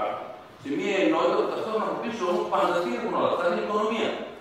Και θα ήθελα να σας πληροφορήσω μια άλλη πολύ ωραία εκδήλωση που έκανε εδώ η Λέξη για το δημογραφικό. Ότι σε λίγο τα Τρίκαλα θα είναι μια πόλη συνταξιούχων και δημοσίων υπαλλήλων. Όταν στερούνται οι παραγωγικές δραστηριότητες, οι οποίες αντανακλώνται σε όλη αυτή την ιστορία που λέμε μορφή της πόλης, ζωή της πόλης, καταλαβαίνετε ότι αυτό το πράγμα είναι πάρα πολύ σημαντικό. Οπότε μπορεί να αφήσουμε ένα αποτύπωμα ότι στο τέλος αυτό που βλέπουμε σε κάποια έργα, και πολύ σωστά, άλλωστε η φύση είναι καλή μια πολυκατοικία μέσα σε 15 χρόνια να αρχίσει να γεννήσει, να γίνει ζούγκλο, να γίνει στον Αμαζόνιο. Άρα μπορεί να έχουμε ένα τέτοιο μέλλον για τις δικές μας πόλεις, αν είναι να αντιστραφεί αυτή η ιστορία του δημογραφικού και ταυτόχρονα βέβαια με τις υπηρεσίες και τις οικονομίες. Άρα λοιπόν είναι πολύ μεγάλο το θέμα, το οποίο δυστυχώς, και λέτε τώρα, αυτό είναι θέμα αυτοδιοίκησης. Αυτή τη στιγμή εδώ μέσα δεν είναι κάτι, τέλος του κύριου Τσάρου που είναι στην περιφέρεια, από το Δήμο δεν νομίζω να είναι κανένας, που ενδιαφέρει. Είναι δημοτική σύμβουλη της αντιπολίτευσης. Ναι, λέω για την συγγνώμη, την αντιπολίτευση, η οποία έχω ένα θέμα γιατί όπου και να βρεθώ, ακόμα και για το κόμμα, το λένε τι κάνει αντιπολίτευση. Και όταν τους λέω για την αντιπολίτευση έχει αυτά και αυτά, α, δεν τα παρακολουθήσω, αλλά τι κάνει αντιπολίτευση λοιπόν. Δεν έχει κάνει κάτι. Λοιπόν, για να τελειώσω, γιατί είναι ένα θέμα που μας έχει προσφέρει τουλάχιστον και με κάποιο τρόπο νιώθω και μια αποτυχία μας. Και ένα παράπονο. Διότι όλες αυτές τις ιστορίες, τις προσέγγισεις και με φιλοσοφικό τρόπο που προσπαθήσαμε από την αλλαγή του λόγου ψυχόλου κλπ. Λίγο μια παρένθεση εδώ, η σημερινή Δημοτική Αρχή αποφάσισε τώρα ότι δεν θα πει στο ποτάμι καθόλου τα πρωτοκαθήματα. Δηλαδή θα είναι μόνο με μια άλλη μορφή. Άρα να κάνουμε μια λευκή ιστορία καθαριότητας, που συγγνώμη Γιάννη μου, αλλά εγώ λέω ότι τη Μουτζούρα μ' αρέσει. Διότι και από το δικό σου πανεπιστήμιο που είσαι συγχαίρω και ξέρω τι έχει κάνει, και μπορώ να δείξω εδώ περιπτώσει ότι δεν θα κάνει την έρευνα και ένα τώρα περιφερειακό σύμβουλο κάνει και τη συντηρητική εταιρεία. Τέλο πάντων, αλλά και η Μουτζούρα έχει κάνει επιστήμονε και μεγάλου επιστήμονε. Αλλά τα επιστήμονε αυτά από του μετά, δεν θα συγχαίρω πολλά. Είναι να πω και ένα τελευταίο προβληματισμό, ότι η ιστορία των πολυκατοικιών, εκτός από ένα σοβαρό θέμα που υπάρχει το πούμε κατακόρυφα, είναι παράλογο που δεν παίρνει ο δημόσιος χώρος τίποτα ως ανταπόδοση για ένα οικοπεδάκι που είχε ένα σπίτι μέσα, όπως είχε και το δικό μου σπίτι στο 08, και κάποια πολυκατοικία και δεν προσφέρει τίποτα στο δημόσιο χώρο για να γίνει νηπιαγωγία, χώροι πάρκινγκ κλπ. Και είναι μόνο του κάπου ένα ψήφισμα. Αυτά όλα ήταν πράγματα που ήταν στην ατζέντα. Δυστυχώς με την ιστορία των βολευόμαστε όλοι τον εαυτό μας και την κατάργηση της κοινωνικής συνοχής θα δικούμαστε και έτσι θα είναι λοιπόν μετά από 50 χρόνια η ιστορία. Μάλλον έκανες παρέμβαση και όχι ερώτηση, αλλά δεν θα δώσω τον λόγο για μας. Άλλη ερώτηση. Εδώ. Όχι ερώτηση. Παρέμβαση. Παρέμβαση. Ερωτήσεις πρώτα.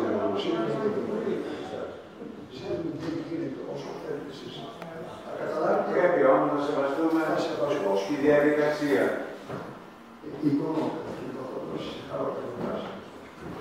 Θα μου επιτρέψετε να σας αμφισβητήσω.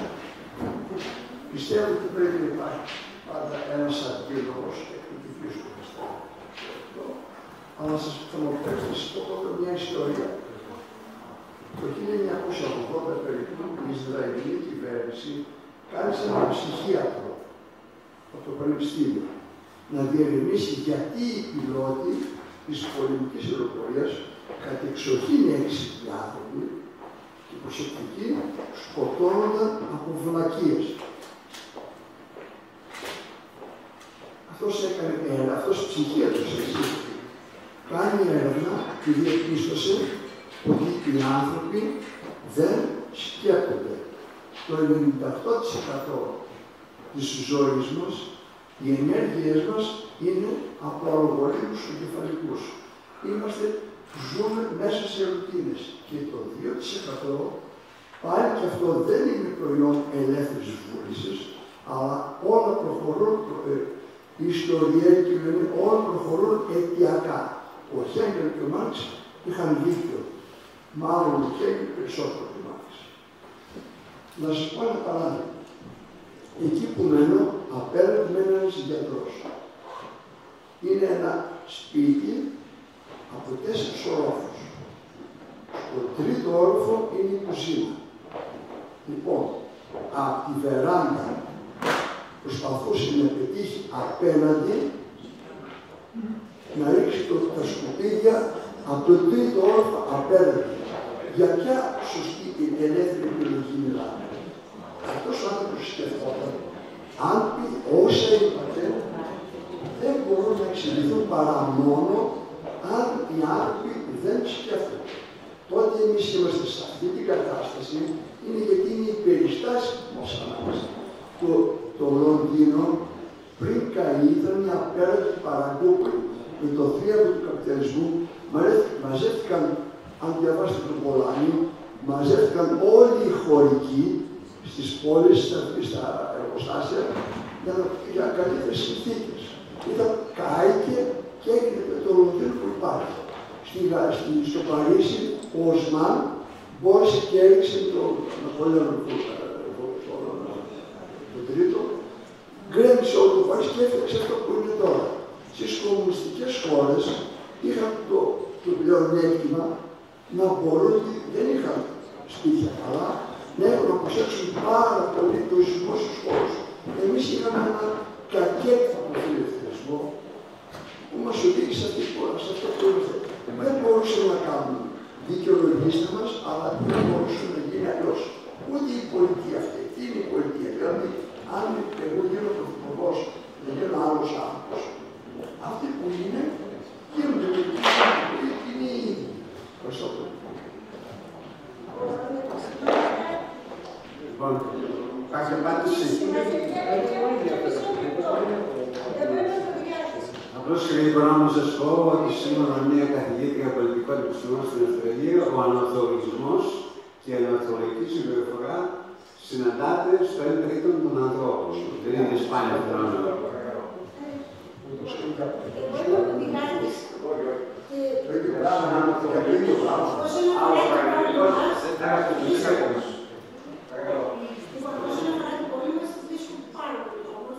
Πολλά είναι να γίνουν, πολλά γίνανε και πολλά προσδοκούμενα. Λίγο να είναι φυσική ελπίδα. Αυτό και για την μέλουσα αρχή και για την αρχή. Όσον αφορά τους ποδηλατόπουλους, επειδή είμαι ποδηλάτησα, καταχάρηκα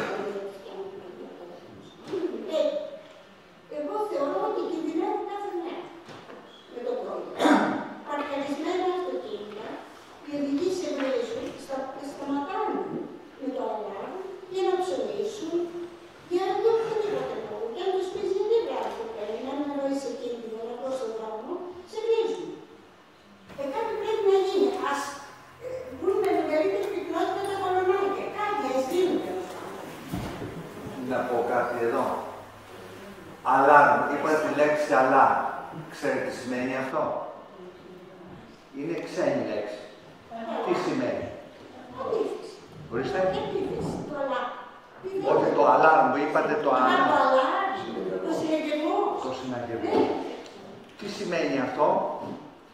Τι σημαίνει? Ότι το βάζουμε όταν υπάρχει κίνδυνος. Κάτι έκτακτο. Όχι για να πάρουν τσιγάρο. Αλλά αυτό το κάνουμε όλοι μας. Όλοι μας. Έχω δει εδώ ανθρώπους που δεν θέλω να κατονομάσω. Είναι εκεί για μισή ώρα και η διαφορά. Πηγαίνει στο καλό του σπιτικό, να δείτε τι γίνεται. Ναι, είχαμε φωτογραφίες αυτοκινήτων πάνω σε ποδηλατόδρομο, είχαμε και φωτογραφία δημοτικού αυτοκινήτου πάνω σε ποδηλατόδρομο, αλλά λόγω του σύγχρονου του χρόνου τα έφυγε η λογοκρισία. Αν έκαναν σκάφος.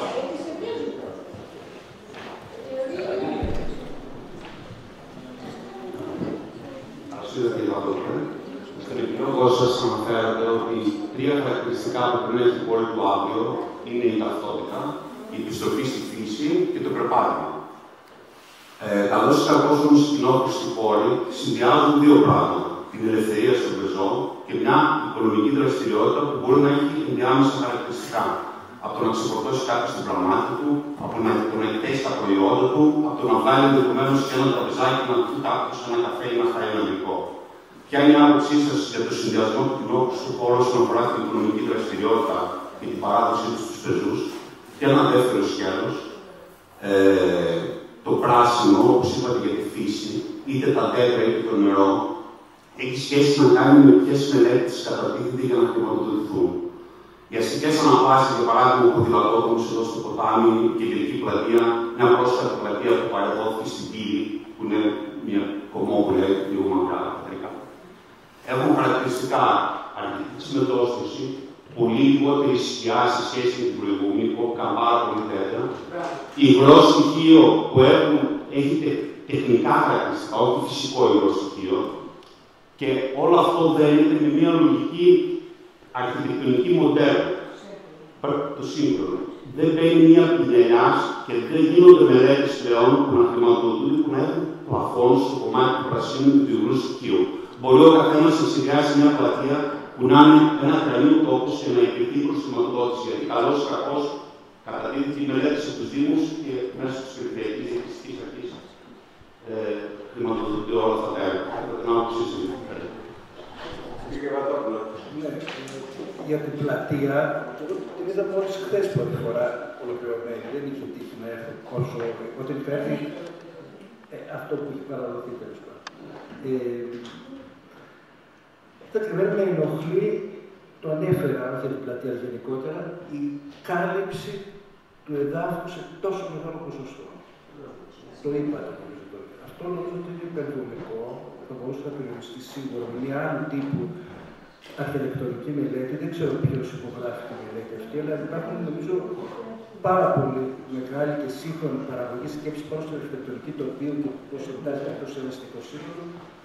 Δεν το είδα Εντάξει, είναι μια μοντέρνα πλατεία, αυτό δεν με ενοχλεί να είναι μοντέρνα, αν είναι λειτουργική και αν οπωσδήποτε δίνει προτεραιότητα στο πεζό και στο πράσινο. Συμφωνώ σε αυτό 100%. Αυτό με τα δέντρα, δεν θυμάμαι ακριβώς πως δεν κόπηκα δέντρα από ό,τι έγραφα. Το οποίο το θεωρώ απολύτως απαράδεκτο. Και είδα ότι δεν είναι καινούργια, αυτά μέχρι να γίνει όπως τα παλιά, πρέπει να είναι 20 χρόνια τουλάχιστον. Τώρα με το ευρώ στοιχείο του τεχνητό, εντάξει, ίσως είναι υπερβολικά πολύ.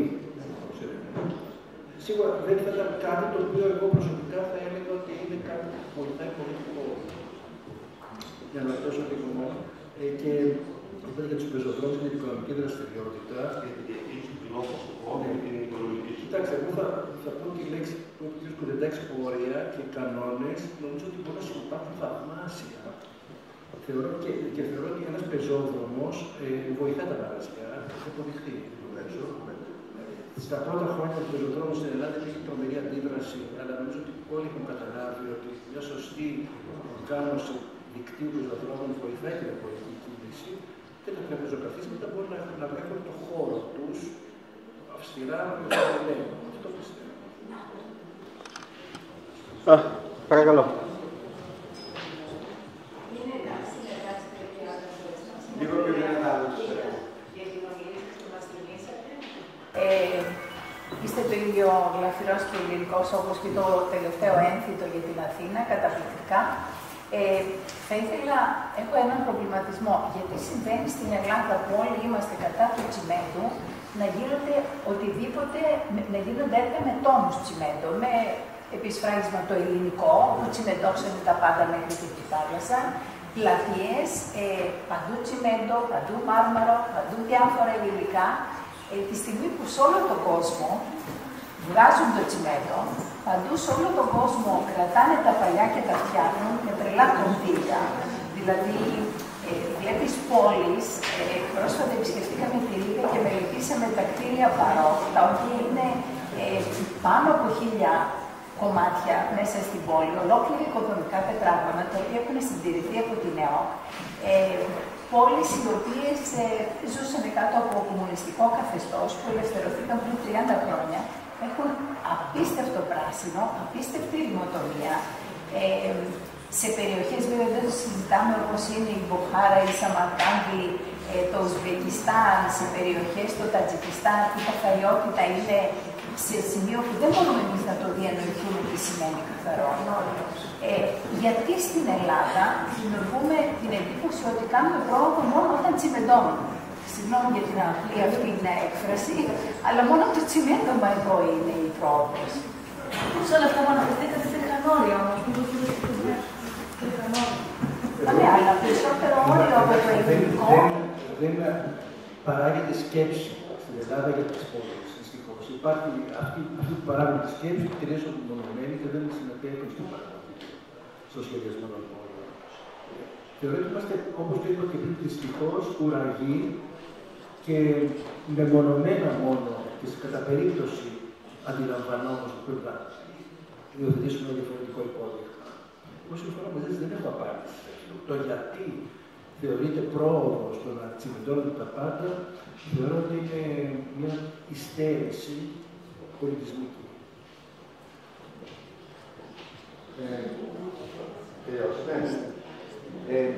Εγώ ήθελα να προσθέσω και κάτι άλλο σε αυτό που είπατε. Τώρα στην πλατεία. Η πλατεία γύρω-γύρω, τα ρήθρα των πεζοδρομίων γύρω-γύρω ήταν από πέτρα. Αιώνιο υλικό. Και πέταξαν την πέτρα και έβαλαν τσιμέντο, το οποίο ήδη φωτογραφίζαμε τη γυναίκα μου, τα μισά είναι καταστραμμένα. Ήδη δεν έχει παραδοθεί ακόμα. Κάποιος εισηγήθηκε. Αυτός που εισηγήθηκε δεν ήταν γυμναστής, ούτε μουσικός. Ξεκινάμε από εκεί. Κάποιος εισηγήθηκε. Κάποιος το ήλεξε. Και κάποιος τον δίδαξε. Συγγνώμη, αλλά δεν κάτι αυτές είναι πολιτικές εντολές. Αλλά που κάνει τύπους για άλλη, το αποφεύγεται. Όταν ο δήμαρχος του προηγούμενου ήρθε την ΚΑΕΠΕ, έκανε κάτι τέτοιο. Από εκεί ξεκινάει η ιστορία. Τώρα δεν